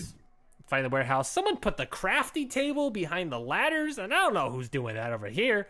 A bunch of nonsense. But it was fine. It was like, okay. No, it wasn't fine. I don't like it. I said it was fine because my brain was trying to think of something else and I just kept talking, but it wasn't fine. I did not like this match. It was largely disappointing. I really liked the first 2 minutes with Randy Orton doing the surprise. I think that would have been huge. A huge moment spot in front of a crowd. Fucking idiot for not knowing Orton was going to come up behind him. I think Edge should have been turning around looking for Orton, because that was ridiculous. He was just staring at the stage, and I'm like, he's gonna come up from behind you. It was like, Edge knows better. He was your tag team partner for how long? He's coming up behind you. Yeah, I think he should have been looking for him. I still think Orton getting the jump on him is great. I think that moment of him taking off the camera and doing the RKO out of nowhere was great. Mm-hmm. I think that would have played amazingly well in front of the crowd, but alas, no crowd. And then I really love the moment where Edge gets up out of the RKO, gets up from the 10 count, Edge throws a punch, whiffs completely, Randy Orton hits another RKO. I love that so much. It was perfect. Then the rest of the match happened, and then getting to the end, you get the big emotional culmination of all of it, doing the concerto, which really brought it all back together. And just, here's your winner on this day, I see clearly. And Edge is just like crying. And he's just like, I murdered a man. Edge has like a 1,000-yard stare. Yeah, it's just like he's going through like a moment of PTSD. And it's just like him partying in the back of Beth Phoenix, and he's like partying in the back of a bunch of other people, and he's like, and Chris Jericho comes out, and he's like, let's have a little bit of the bubbly. And he just pops it under Edge's face, and the cork bounces off, and he's just like still 1,000-yard stared. I don't know. That's my tirade about it, Mikey. What'd you think? What'd you think of this match? I think I'm in agreement with you here. It started off really well, it ended really well, but the middle was just like, please, get me out of this. Someone kill somebody already. There was some like okay spots, like when they I thought the elbow on the off the ceiling was neat. I thought the table spot was cool. Mm-hmm. And some of the spots on the truck were neat, but like otherwise it was just like, please, just get to where you're going. It should have been way shorter. I'm confused by people saying that this match was, the best match ever. 5 stars, I'm confused by that. I'm confused by saying that they're not. Because everyone saw the ending and was like, oh, it's so emotional. It's telling such a great story. 5 stars. But there's no reason that could not have been shorter. It could not have been done in a way shorter time. I'm on your side here. There's no reason it had to be that long. If the whole point, if it's the beginning of how the match started, which was great, and the whole point is the ending, why did it have to take 30 minutes to get there? Mm-hmm. It's just, I don't know. It was not welcomed. Did not enjoy it. I gave it, I believe, 2 meatballs. Not the worst match of the weekend, because there were some stuff in there. I'll give them credit for doing a walk-in brawl and stuff. I'll give them the props. But like after we saw a walking brawl could be really good between Gargano and Ciampa. Trying to remember there. Which match are you referencing specifically? I don't think it was a match. I think they just beat the crap out of each other through the PC on like an episode of NXT. I don't quite remember, but I'll take your word for it. There was an episode of NXT where Ciampa and Gargano absolutely beat the crap out of each other all throughout the Performance Center, and it was like solid. Mm-hmm. Yeah, it's fine. A lot of people, I saw people comparing this match to the Ciampa Gargano Last Man Standing match at Brooklyn 4, which also was 33 minutes, and they were saying that match had the same exact pacing as the Edge Orton match. Yeah, that match was good. This match did not have the same amount of pacing. The pacing, it was slow. The pacing was very slow, and that's the problem with walk-in brawls. Which is why 35 minutes felt like 4.5 hours. Because honestly, that's the problem with walk-in brawls, is that walk-in brawls pacing is naturally slow because you're walking and brawling. It's like the Falls Count Anywhere match that happened at Royal Rumble between Roman and Corbin. Exactly, and that was not a good match because it's a walk-in brawl. They're incredibly slow. I can't think of a good walk-in brawl. It's hard because you're walking. The pace is going to be slow and it's going to be dragged out and it's not going to be good. And I'm disappointed. I wish this match could have been way better. It was maybe my most hyped up match going into this weekend. Like the match I was most excited to see what they could do with it. And it ended up not being good, in my opinion. But yeah, meatball rating, Mikey, I gave it a 2. Yeah, I'm in the same boat. Yeah, it was sort of disappointing, but alas, here we go. Moving on, the Raw Tag Team Championships. It was Street Profits, and who ended up defeating Angel Garza and Austin Theory in 6 minutes and 20 seconds. Mikey, what are your thoughts? It was fine. This was a good match. I think we needed something a little. I mean, after that last one, I was a little bit exhausted, so this one was like fine. Yeah, no, I get that. I get that idea of like that was, that's. I think the Street Profits winning makes sense, and I like the Bianca Belair coming out after the match to save him. I thought that was cool. I love that. That was the match itself was fine. I thought, Austin Theory played his part. Angel Garza played his part. They all played their part in the match. And the biggest thing for me, like we said, you and I are huge fans. Bianca Belair coming out, beating down Zelina Vega. I don't remember if she used the hair whip. No, she didn't. She used her. She just did she beat her down, and then she did her finisher. Bianca Belair, I hope this means she's officially on Raw. Like I said, like we said earlier, this could potentially be one of the next challengers for Becky Lynch, especially since she's gone through a lot of people. I really like the potential of Bianca Belair on the main roster. I think she has it. She's a great, complete package. She has charisma. She has promo skill. She can do the moves. I'm excited. I'm excited for Bianca Belair in the main roster, and that's mainly what I got out of this match. Yeah. Are you? This is obviously maybe this might have. Is this your first time ever seeing Austin Theory? Yes.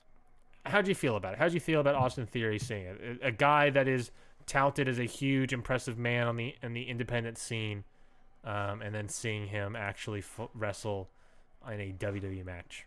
He was good, and I would definitely like to see more. Okay. Yeah. Okay. Yeah. I don't want to make judgments based off of one match. That feels bad. That's especially after how I felt after the Last Man Standing match. I feel like I was already in a bad light. True. That is true. I can agree with that. I can definitely agree with that. Okay, well then let's keep moving along. Wait, did we give meatball ratings? I keep forgetting the meatball ratings. I gave it 2.5. Yeah, same. It was fine. Yeah. Well, let's keep moving along. It was next the fatal 5-way elimination match for the SmackDown Women's Championship. Bayley defeating and retaining her title against Lacey Evans, Naomi, Sasha Banks, and Tamina. Mikey, you shrug your shoulders in a audio format. So can you describe to me, and if you, Mikey, I'm going to say this. You cannot say the words, "it was fine." Now continue. No, Mikey seems to be caught up on what to say. He's not entirely positive. It looks like I don't know what to. You listen. You took away what I was gonna say, so I don't know. Yeah. I mean that's what I like. That's what described. Like I wasn't like this match wasn't thrilling. Like I wasn't thrilled by this. Like I don't care about Lacey Evans or Tamina anymore. What about this match wasn't thrilling? What about this was not? I just wasn't into it. Like I don't know. I just couldn't get into it. I don't care about Tamina, so I don't even know why she was here. I don't care about Lacey Evans anymore because we know Bayley already beat Lacey Evans. So it's like, why is she even in this match? Naomi, I get. Sasha Banks, I get, and Bayley obviously has to be in this match because she's the champion. Mm-hmm. But I don't get Sasha.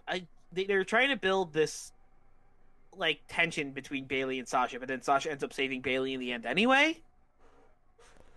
Yeah, I don't know. That was weird. I think Sasha should have turned on Bayley and won this match. Yeah, I was talking about it with a friend of mine, and I'm interested because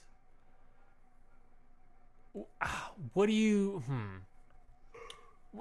this match is setting up Bayley Sasha Banks, right? I also didn't think it did not need to be a 5-way elimination match. That was not necessary. I'm okay with that. I think it's a way to get more women on the roster, get more women on the card.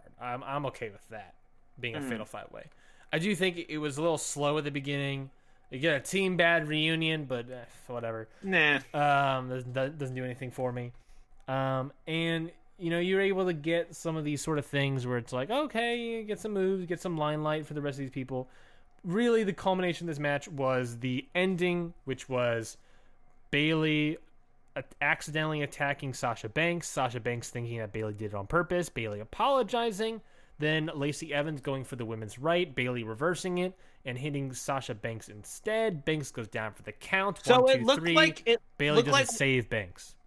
It looked like what happened was Lacey was gonna go attack Sasha from behind, and Bayley pushed Sasha out of the way, and then caught the women's right and didn't mean to throw it into Banks. She kind of was just like, "Oh shit, yeah, get out of here." Yeah. And Banks just happened to be in the right spot to take the punch right in the face. But also, Bayley didn't break up the pin. Yes. Bayley didn't save Sasha. Sasha saved Bayley in the end. Which is tough, because tactically, Bayley watched Sasha get pinned right in front of her face. Yeah, as a friend, not great, but tactically, strategically, makes sense. As it the makes champion, sense. It was optimal for sure. I'm gonna sit my ass down and watch this. It was definitely the optimal play. Yeah, I'm interested. There's obviously heel face dynamics that would have to work in terms of a Bayley Sasha Banks match. For me, it feels like Sasha Banks is the heel and Bayley's the face coming out of this. But of course, Bayley didn't break up the pin, so who cares? Who knows? But obviously, this is what I was setting up. I think it made Lacey Evans look like a bigger star or whatever. But I don't necessarily care for it, or who cares? Because at that point, when Lacey Evans pinned Sasha Banks, we knew that Bayley was going to win. And then, like you said, Sasha Banks then helping Bayley defeat Lacey Evans is interesting. And then giving her the title and congratulating her or whatnot, that's all interesting. It's a very interesting stuff, and interesting in the sense that, like, I'm not sure how I feel about it, but it's really wait and see at this point. I don't know. I think that, like you said, I think the beginning of this match was okay. The ending of this match was better. Yeah, I would agree with that. Definitely better. But also 19 minutes. This match was long. Yeah. This match was real long. Didn't have to be. Well, long. yeah, I mean, there was 5 people in it. All have to get eliminated, so I guess that made sense. Yeah, I guess that's true. I gave it 2 3/4. Yeah, I gave this one 3. It was all right. I didn't really like the five way. I didn't think it needed to be that, but whatever you want to do. Would you have preferred it to be a Bayley Banks match, singles? Even Bayley Banks Naomi triple threat would have been better. Okay, like, I see what you're saying. Because we still could have had the Banks Bayley spot of Bayley accidentally attacking Sasha with Naomi there. Tamina and Evans just kind of felt like, why? Like, why do we need them here? Yeah, it felt like, as also big bookers of our own right, it felt like one of the situations where it's like you kind of have like a bunch of kind of mini. There's no big feud. There's kind of just like a bunch of mini feuds that are all sort of happening all together and people working together. And just sort of you get to WrestleMania and you're like, what should we do with all these people? And you're like, I don't know, just throw them all together. Then you want a big match and you're like, I don't know, fuck it, let's go throw all these people together. It's not like a huge like, oh, Becky Shayna. It's just sort of like, okay, well, we have all these women here. Let's just throw them together and then boom, match. It felt alright. It felt very thrown together and like half-assed. Let's move on, Mikey. We have our choice here. We can go in match order and move on to the Firefly Funhouse, or you want to move on to the WWE Championship match. I think there's more discussion to be had with the Firefly Funhouse. Let's talk about the WWE Championship match first. We'll save the bizarre for the end. Okay.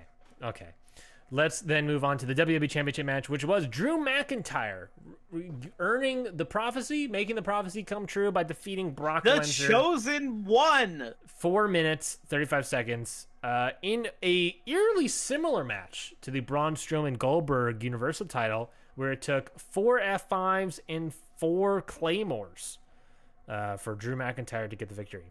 I wish this was more of a fight. Okay. But I can't be as upset because Brock made Drew McIntyre look like $1 million, and Drew McIntyre came out with the title. So I'm way less upset at than Goldberg being in a match and constantly making everyone, including himself, look worse. I think this match was way better than the Goldberg match. Even though it was literally the same thing. Yeah. 4 finishers each. Yeah, you're right. It was. That's why I was like, it is basically the same match. Yet, what's the difference? Is it McIntyre? Is it Brock? What about this match to you made this so different, even though it's basically the same match? I think it was the way. I think it felt like it was weird. It just felt like both of these guys gave a shit instead of like for me. Like whenever I watch a Goldberg match, it always feels like neither of the two people in the match care about the match. But this match actually felt, even though it was just a finisher fest, and I wish it wasn't. Part of me still wish it was like Drew McIntyre, Brock Lesnar have a fight, like a real fight, instead of just a finisher, instead of just throwing finishers at each other. Mm-hmm. I wish it was like a good, long match, and Drew McIntyre just beats Brock Lesnar. But like, I was still into it. Like I still was like, every time Drew McIntyre hit a Claymore, I was like, yeah, let's go, Drew, got this. And then he did it, and I was still stoked. And I was like, I kind of forgot about why I used to hate Brock and why I hated these matches, because it actually felt like they both gave a shit. Brock sold all those Claymores like death, and Brock made it look surprised when Drew McIntyre kicked out at 1. He didn't no sell stuff, like he wasn't being like lazy Brock. He was being like, I'm into this match, Brock, and I like that Brock. I'm selling. Cut me the check. I'll sell it for you.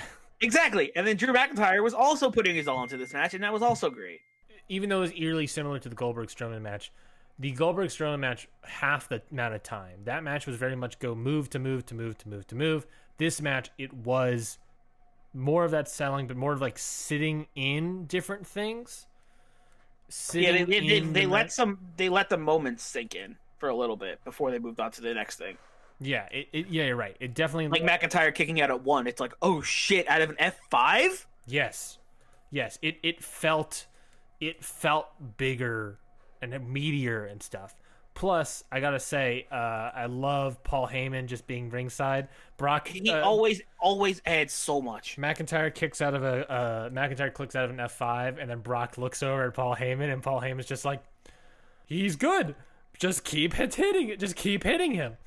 It's like, shit, he kicked. I do it again. He's like, just do another it again. One? Just do another one. He's Suplex good. City. Just keep going. And I'm like, oh, there we go, Paul. That's what I like. That's what I like, Paul. So I like Paul Heyman enjoyment. Yeah, I thought this match was way better than the other match. It still wasn't like. Like I said, I do wish this match was meatier and was more of a fight. It was more of a back and forth, maybe like a 10-minute sort of match. But I enjoyed what we were given in terms of that scale, if that makes sense. Mm-hmm. It served its purpose. It did the job. I would have liked to have more meat on the bone, but I felt filled. I think if we get more meat on the bone, like I feel like a lot of these matches are going to be like the meatier, more expected version of these matches when there's fans again. I think we might get some. I think SummerSlam might have some WrestleMania rematches, if you know what I mean. Yeah. I think there might. I think there might be a Becky Shayna 2. I think there might be a Brock Lesnar Drew McIntyre 2. Like I think a lot of matches lend themselves to rematches. Mm-hmm. At SummerSlam, at an event where there's a lot of big fans. I think we're going to get Charlotte Ripley too. Like, I think there's going to be a lot of matches that are going to have a second go with a large crowd to get that reaction and make those big moments. Let's move on to this next. I don't want to necessarily say match. Let's move into the WWE film review podcast that we're starting. Then our first film review is the Bray Wyatt saga versus Jane Cena. Bray Wyatt, John Cena, Firefly Funhouse match, 13 minutes long. Mikey, you and I, we have the discussions we have had. We are very divided on our thoughts and feelings towards this match. This match. Let's give you the floor, man. This match was absolutely. I'm just gonna call it a match for for the sake of ease. please. This match I'll was lose my mind if we don't do that. absolutely fucking bizarre. The entire I couldn't take my eyes off of it. It was like no, I don't want to say a car wreck because I don't think it was a bad thing, but I couldn't stop watching. Like I was like, what the fuck is happening? I need to see where this goes. And I thought it was neat. I was kind of into it. I'm not gonna lie to you. I liked it a whole lot. I thought it was super cool. And it definitely reinvigorated the Fiend for me after the shit show that was Saudi. Really? That it because I remember, what was the last pay-per-view I guess we did? Survivor Series? What was maybe the last pay-per-view we reviewed? And I remember you being so mad about the Fiend. I wasn't mad about the Fiend. I was mad about Goldberg, to be fair. Well, no, that wasn't Goldberg. Wasn't Survivor Series. That was fucking Saudi. Oh, okay. Oh, we were reviewing, I think, Revolution, which is what you're thinking of for Saudi, because we did talk about that slightly. Yes, I think that's what it was. Because the Fiend had some hiccups. Not gonna lie. Mm-hmm. There was parts where he was awesome, and then there was parts where he was like, This was great. I thought this was great. I know what you're gonna say, but I really love. I think Bray Wyatt really shined in this match. You can say whatever you want, Mikey. I'm not gonna interrupt you until you're done. I feel like everyone's like, oh, everyone's just sucking. Everyone just thinks Bray Wyatt is the Magic Man and can't do any wrong, and it's like I don't think that, but this was gold. This was amazing, and I think I want more of this stuff. I want more of. This is why I want in wrestling more of wrestlers getting to do their own thing and being creative and doing crazy stuff like this. That's off the wall, backwards ass stuff you would never ever expect. I was here for it. Any other thoughts before I start? This is like a debate. This is like a debate where we're talking about two sides. I liked it. I thought it was like I said, I thought it was the right amount of bizarre and scary, but also fun. Mm-hmm. Go ahead. I did not hate this match. Nor did I love it. I'm in the middle of the road. I'm leaning towards not good. I really think, what's the best way to say it? It was this match for me. First off, right off the bat, I'm going to say it, Mikey. I did not give a meatball review for this match. Because to me, it's not this. First off, not a match. It's a movie. I watched the movie for 13 minutes. I'm not giving a meatball rating to a not a match because the only fighting that happened was John Cena beating up a puppet for a little bit, I guess, and also I guess Bray Wyatt a little bit, and then the Fiend doing the. I mean this match was this match, quote unquote, was just mostly symbolism, I guess. I felt that okay. Well, that's another point. That wasn't just John Cena beating up a puppet. It meant something. Okay, and I would love for you to. What is it? We'll get to that. We'll get to that. It was John. It was like the room. It was like those rumors of John Cena, like not holding back Bray Wyatt and not letting him go over at WrestleMania, like where they had that match and he won. Husky Harris was old Bray. The Huskist was supposed to be old Bray Wyatt, and John Cena was just beating down on old Bray Wyatt. Okay. There's don't agree. None of this.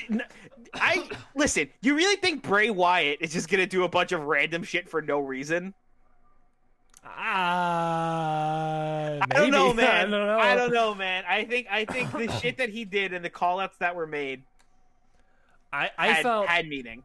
I know a lot of people are like, "Nah, it was just random bullshit." I don't even know. I legitimately think there was meaning behind the moves of this. I really don't think this was all random bullshit. I really don't think that. And don't get me. Please don't misconstrue my dislike of this match as random bullshit put together, because it really wasn't. There was part together. I think what I was going to say is I thought this match was a great character study into Bray Wyatt's multitude of characters and John Cena. I thought this was a great character study. The reason I'm not calling it a match is because it wasn't really a match. That's just how I feel about it. I mean, that I agree with. It wasn't really a match, but like it's not something I wasn't a fan of. And that is what I'm viewing this match as, is a character study. I came to the realization that I think this is also very similar. This felt like I was watching a BTE episode with all the fourth wall breaks and the tongue-in-cheek references and the very light action. Such good shit. Such good shit. Oh my god. That's the second time we made that reference, I think. When he fucking said that, when the fucking puppet said such good shit, hey, I'm not gonna lie, I lost it. I lost it. People, don't forget, that's the second time that Vince Puppet has said such good shit. Oh no, I know. Come on. But at WrestleMania? Yeah, I get whatever. Come on, on the greatest stage in the mall where all eyes are going to be on it, making that reference and jab at Vince McMahon right there. I thought that was solid. I thought this match was a great character study into John Cena and Bray Wyatt. I really want you to talk me through some of the symbolism, Mikey, because I don't see it. I think this was very straight up, straightforward. Like, we're looking at John Cena's career basically from beginning to end. We're looking at him. We're making fun of. We're making Nikki Bella references. We're making light of all these things about him being a Hulk Hogan, being a Hulk Hogan figure, basically, right? Him having the intro and grabbing that brass ring and making fun of Vince and doing the Thugonomics rapping D's Nuts reference, which was great. I love the D's Nuts. I don't understand the NWO reference. I don't get that. Besides Bullet Club, baby, John Cena maybe turning heel, but even then, like, that reference was like him coming out, but then like faking it and attacking Bray Wyatt. So maybe it was like not him turning heel, but staying face, or breaking the. I'm confused by that. I think that was it. Right? It was more of like the NWO spot was more of a dive into like. It was him being Hogan, who was like who was like the John Cena of the 80s, right? Like, he was like the star who could never be brought down. He was always going to be the good guy, and then he turned heel, which was like something nobody ever expected. But John Cena never turned heel. And that's what I'm saying. It's like, and then he also didn't hear. Mm-hmm. If you think about it, like, it was like it teased the what if of a heel turn that never actually happened, which is what happened in the match too, because John Cena ended up going after Bray Wyatt. Which was him sticking to his guns. It was John Cena staying true to himself, being confident in who he is and having no weaknesses. Right? But there was it's he either he played along with it, or obviously he was forced to do it but then broke out of it, because a lot of it was like John Cena being forced to do things. I think it was him being forced to do it and then breaking out and being back in control and then trying to continue the match. Yeah. To me, I read it as the character study of John Cena had all of these outer things, but he stuck to who he is. But in a weird way, sticking to who he is or who he was hurt many other people. Because he was constantly fighting his past the whole match. It was a mental game. I wouldn't say he was fighting of his past. I think that's why Bray Wyatt. That's why we went through all of John Cena's various stages. It was John Cena's greatest fears all brought up. It was like the first one was having a bad debut, and then he gets out and loses to Kurt Angle by tapping out. The Thugonomics was having like a failed rap career. The NWO was like. The heel turn thing, like I said, him beating up Huskus was like him holding down Bray Wyatt 6 years ago at WrestleMania. Then there was that spot with the chair where he didn't hit Bray with the chair, and they went into the reality of like, hey, what if you did though? Like, it was a lot of mental play on John Cena. On like, there was like all these points where where shit was going wrong, and they were really like playing that up, and I thought it was neat. Yeah, I mean, I get what you're saying, Mikey, about like him facing his fears, and I do question whether or not you're talking about the character John Cena or the person John Cena, and I think they were doing the part of like blending those two lines together. Mm-hmm. Obviously, you did the Nikki Bella reference in there. Yeah. Also, they talked about him holding, and they talked about, and they did the whole where it's like, it's like you didn't let me go over, John, and it's like that's kayfabe shit. Like what? Like they're like that's not something people usually talk about. Yeah, I mean that's obviously sort of been broken the past couple years, but we've got a fucking documentary from The Undertaker coming out soon. Then, but that's what I'm saying. That's like the thing, right? It's like he's mixing the fantasy John Cena with reality. Like he even brought up his bodybuilding past with that spot where he just made him lift weights until his arms gave out. The real reason I really did not like this match, Mikey, is because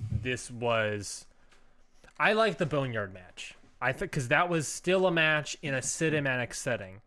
This felt like not. People say this is a cinematic match or whatever. This did not feel like that. This did not feel cinematic. This not to me. This. Whereas the first Boneyard match felt like a match that took place cinematically in a graveyard or whatever, or a boneyard. Sniper dot on my forehead. Not grave. Boneyard. This match didn't feel like that. It didn't feel cinematic. It felt like it wasn't, because it wasn't a match. And I think that's the problem, is that like there is the discussion and discourse of what counts as wrestling. You know, if you're saying that wrestling is art, to me, I would say that, like, you know, wrestling, the people fighting is art. And obviously now with Matt Hardy, with the independent scene, how it is today with Orange Cassidy, Warhorse, Danhausen, in Lucha Underground, all these things very much spreading out that definition of what constitutes wrestling, you know? With the more mindset of character-driven content versus, you know, wrestling-driven content, I guess, if that makes sense. I felt that's what this is. This was a character study. This wasn't a wrestling match, and I think when you expand the definition of what wrestling can be, I think there's a line that this crossed where I did not like it. I can watch Danhausen because he's still going to wrestle and do the promos later. He's not going to take up a show where he's just doing a promo or something, or not even a promo, but like, you know, 15 minutes of Danhausen world. You know, if that makes sense. This crossed the line where it's like, this didn't have to transform the definition of wrestling to entertain me, because personally, as a fan of professional wrestling, I derive my entertainment from watching professional wrestling. You don't need to change up the formula. But that's the thing, right? It's World Wrestling Entertainment. For me, that means there's wrestling and there's entertainment, and this was the entertainment side. Yeah, and I think honestly, there was so, like, we watched 2 nights of wrestling. I think this wasn't. I wasn't mad that I was watching I had a little bit of a break with this bizarre thing. I was okay with, like, this. I really liked it being like all this wrestling through like 2 days, and then this fucking crazy bizarre thing to cool us off and be like, what is this? And get us like kind of off of just watching wrestling, because then I think it helped the main event feel bigger. Yes. Yeah. I think its placement, I think where it was and what it is, I think what it is was perfect for where it was on the card. Yeah, I can see why you would say that. Yes. Personally, I liked it not being another all-out wrestling match, because it just would have been like John Cena versus The Fiend in yet another match. We've been watching matches all weekend. Like, we get like. Again, like it's a rivalry. They're having a match. Like the Boneyard match, I would have been interested to see if this match was going to take place live or not. You know, I like this. I can't imagine them of 80,000 people sitting in a football stadium watching TV for 13 minutes. You know, I would just be like, "This is." I feel bad for these guys. I liked it, even if that wasn't the plan. I liked what it became. I'm super okay with. I would super okay with having more stuff like this. For me, it made The Fiend look creepy, and it made Bray Wyatt look bizarre and wild and like out there, and John Cena just looked like a puppet in this game. You know, like, it really was. I don't know. I liked it a lot. I was super into it. Sure, it wasn't like a match for me, but like I still liked its inclusion. Again, I want to specify. I did not hate this. There were a lot of, I think it was fun. It brought brevity to the show a little bit. Because it was fun. It was filled with nostalgia. Obviously, with the WCW references, with the Hulk Hogan stuff, with going back, having the SmackDown fist and all that stuff. There was a lot of fun stuff. I love the fact that John Cena, when he was in NWO form, he had the rally towel, which was, I was like, that's a perfect touch. John Cena heel, he's got the black rally towel. It's just like, oh my god. But I think that was fun and brought brevity. And similar to the Boneyard match, what I really liked about these two is that I very much disagree with the discourse online that talks about how watching WWE gets me away from the pandemic and everything that's happening. I very much disagree with that because it's really hard to not, like I said plenty of times, it's really hard to not watch any of these matches and hear zero fans and not remind yourself about the reason why there's zero fans, right? Yeah. It's in a weird way, with what's going on, they were allowed to film this stuff, but those two things were the only things that made me forget what was happening, actively forget, because every other match did not have fans. These weren't in an arena, so I didn't have to remember that there was no fans in attendance. Like that's the best thing that I think that, and I don't think that's like not unironic. I don't think that's a coincidence that two of the most favorite things out of these WrestleManias were two videos that did not take place in an empty arena, right? Mm-hmm. There cannot be a coincidence. That cannot be more overstated. Is that it can't be a coincidence that people like these, yet everything else was like okay, or whatever. And even then, you can throw in Edge and Randy Orton, which also for the most part didn't take place in an arena. It took place backstage in a warehouse for 30 minutes. But it was just sort of like these were the things that it got you away from the arena. It made you forget about, because it was so weird, made you forget about what was happening and actually properly entertained you enough to forget what was happening in the world, which if that's the goal of these things, because it stemmed out of the fact that we're in a pandemic, these two, the Boneyard and Firefly Funhouse, fucking nailed it. And that is the most praise I can give to the Firefly Funhouse. Besides that, I'm not on board with the symbolism and all this other stuff. And the fact maybe I'm a bad film student, but I'm just like, I don't fucking care, dude. I don't care for a straight to DVD video. I think again, it was a fun match. It had nostalgia in it. It made me forget what was happening, but I don't want to see it at WrestleMania. It's basically how I come down to it. Fair. Like I said, I enjoyed its inclusion, and I was a huge fan of it. I know I get not seeing it as a match, which makes sense. But like I said, I was thoroughly a fan of this, and I'm into it. And it was good. I guess that we're gonna give this one a rating since it's not really a match. I'm gonna give it my Tastio score. These are all inside jokes. I'm gonna give a Rotten Tomato score of. I'm gonna give a Tastio score, which is one of my favorite websites, taste.io. That's the link. That's the website. It basically is a recommendation. It recommends movies to you based on your ratings of movies. Mm-hmm. And it's a rating scale of awful, meh, good, or amazing. So I'm going to give it, because it was more of a movie than a match, I'm going to base it off of that score. So I'm going to give it a meh. I'm going to give it a meh. I thought it was good. I don't think it was awful, but it just wasn't for me, I guess you could say. Mikey, what's your rating? Would you like to give it, how many Goldbergs would you like to give it? I'm not giving it Goldbergs. This is not that kind of match. I'm going to give it a Rotten Tomato score of 80%. I thought it was good, and I enjoyed it a lot. Yeah. But like I said, it wasn't a match, so it's like, Yeah, it's tough. It's a tough one because it really isn't a match. The Boneyard match is like, oh, I'll give it a match. I guess it'd be a Rotten Meatball score. Yeah. Oh my god. The discussion of that is that a lot of people are saying online, there's a lot of talks about like whether or not you would want to see more cinematic matches, like the Boneyard match, like the Firefly Funhouse. Basically, I think what that is defined as currently is just matches that don't place really in a ring and are pre-taped, filmed separately. Is that something that you are interested in, Mikey?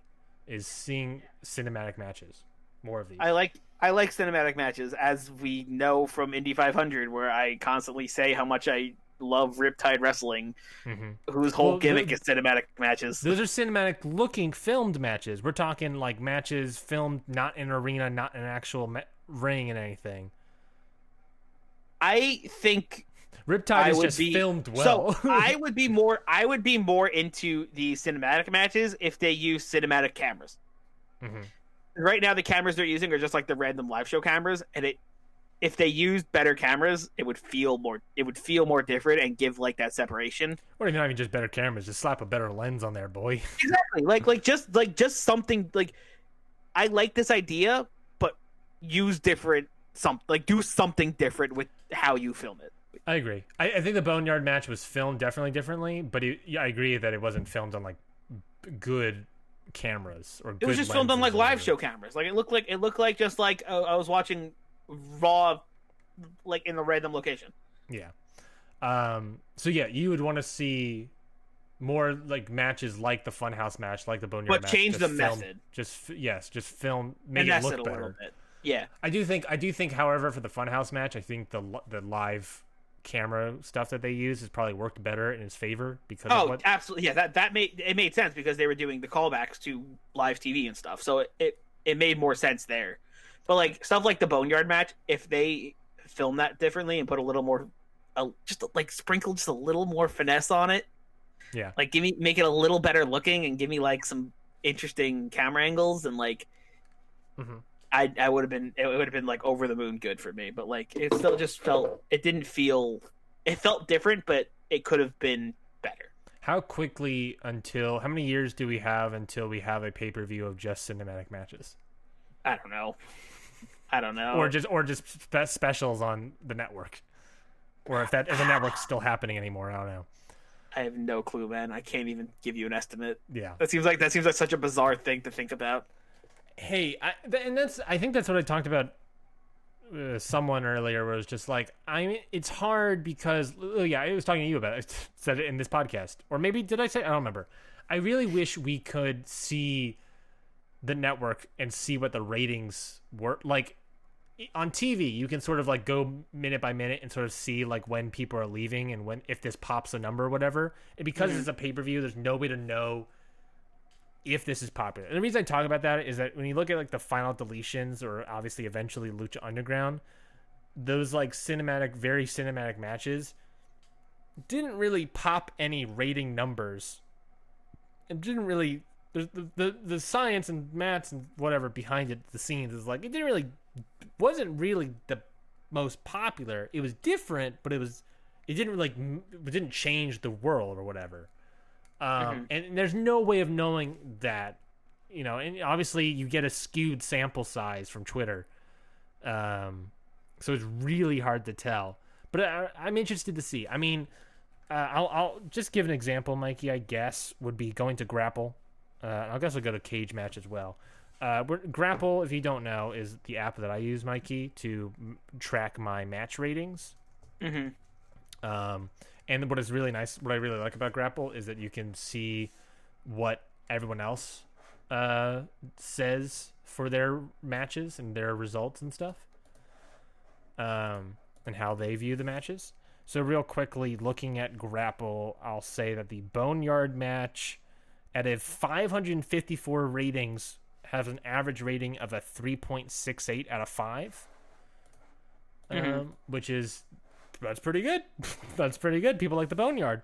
Looking at the Fiend versus John Cena, out of 331 ratings, an average of 3.04. So according to a bunch of people in Grapple, more people liked the Fiend Firefly Funhouse less, but they still liked it. Looking at Cage Match, which is on a 10-point scale, and they gave it a 7.4 according to the people voting on Cage Match. And the Firefly Funhouse got an 8.45. Jesus Christ, Cage Match.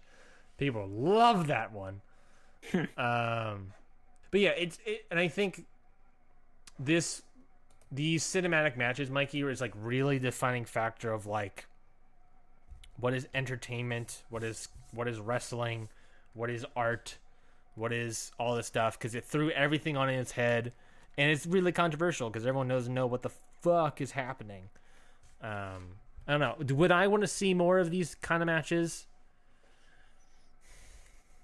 Maybe. I think I would be fine if they just weren't on WrestleMania. Like if it was, I know you're more of a pure wrestling kind of guy, so it makes sense.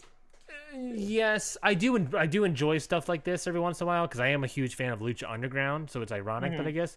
But I think it's because I like the Boneyard match, which felt more cinematic and was a match, whereas this was just like a clip show. It felt like. Does that make sense? I talked about it before. It felt like a BTE episode. It didn't feel like, I don't know. If this was the main event, if this happened in Monday Night Raw, I'd be like, yeah, okay, I can get on board with it. But I don't know. I don't know. It was fine. I wasn't just a huge fan of it. But there we go. That's WrestleMania in a nutshell, Mikey.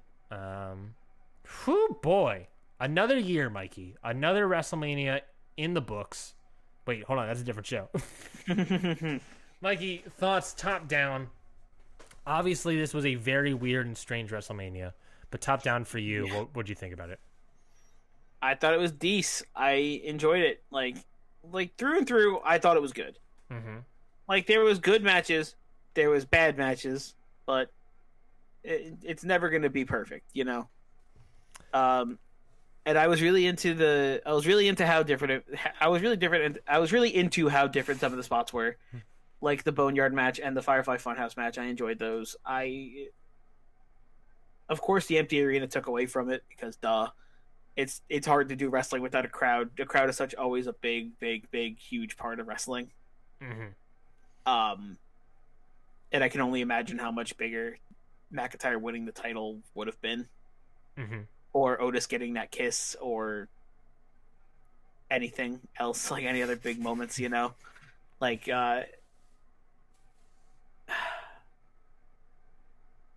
Edge beating Randy Orton. This was a very memorable WrestleMania. Absolutely. That I will say. This was a very WrestleMania moment. This is not a WrestleMania I'm going to forget soon. Is it the best WrestleMania of all time? Probably not. No, probably not. It was weird. The whole thing is weird top down, but there's some lights in that dark tunnel. I did not enjoy it. I thought it was good. If you had to give a schoolyard rating for the WrestleMania, A, B, out of C, D. 5 meatballs? No. I'm saying A, B, C, D, E, F. E, F. The E is not a rating. E is not a grade. If you had to give a grade, C minus, C plus. Yeah, maybe B minus. I'm probably in there. Maybe I'm probably like a C. Yeah, like it was like that. It wasn't bad. It wasn't bad. There was a lot of good, but like even the good was all weird.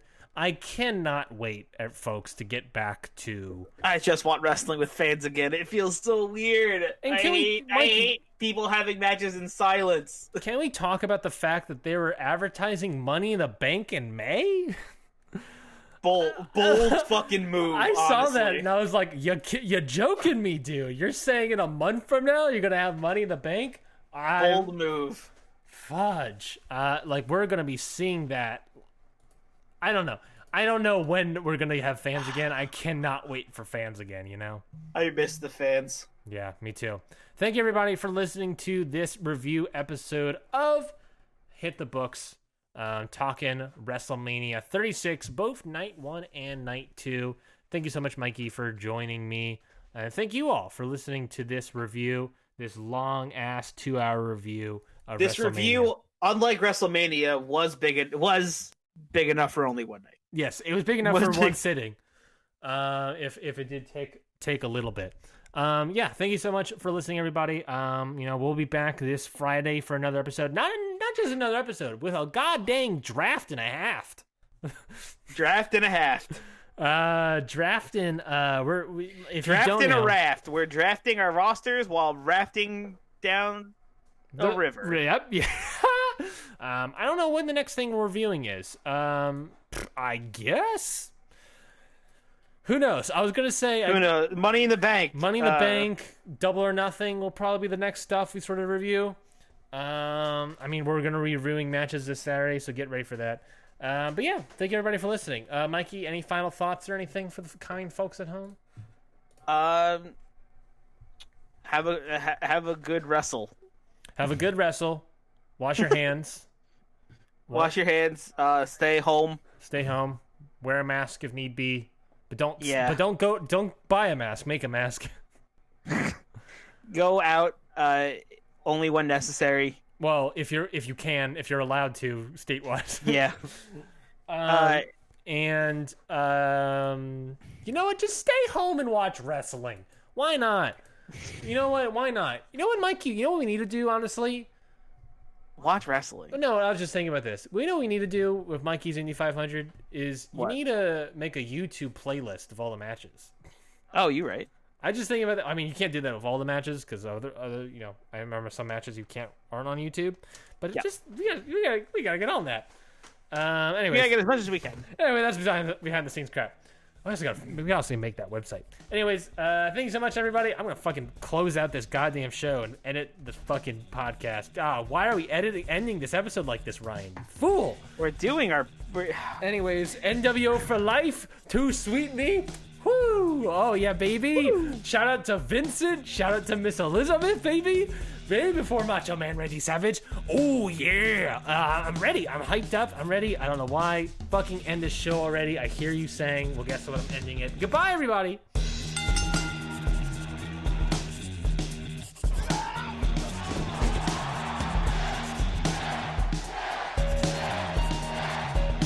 Hold one. Arm drag. Don't tell me!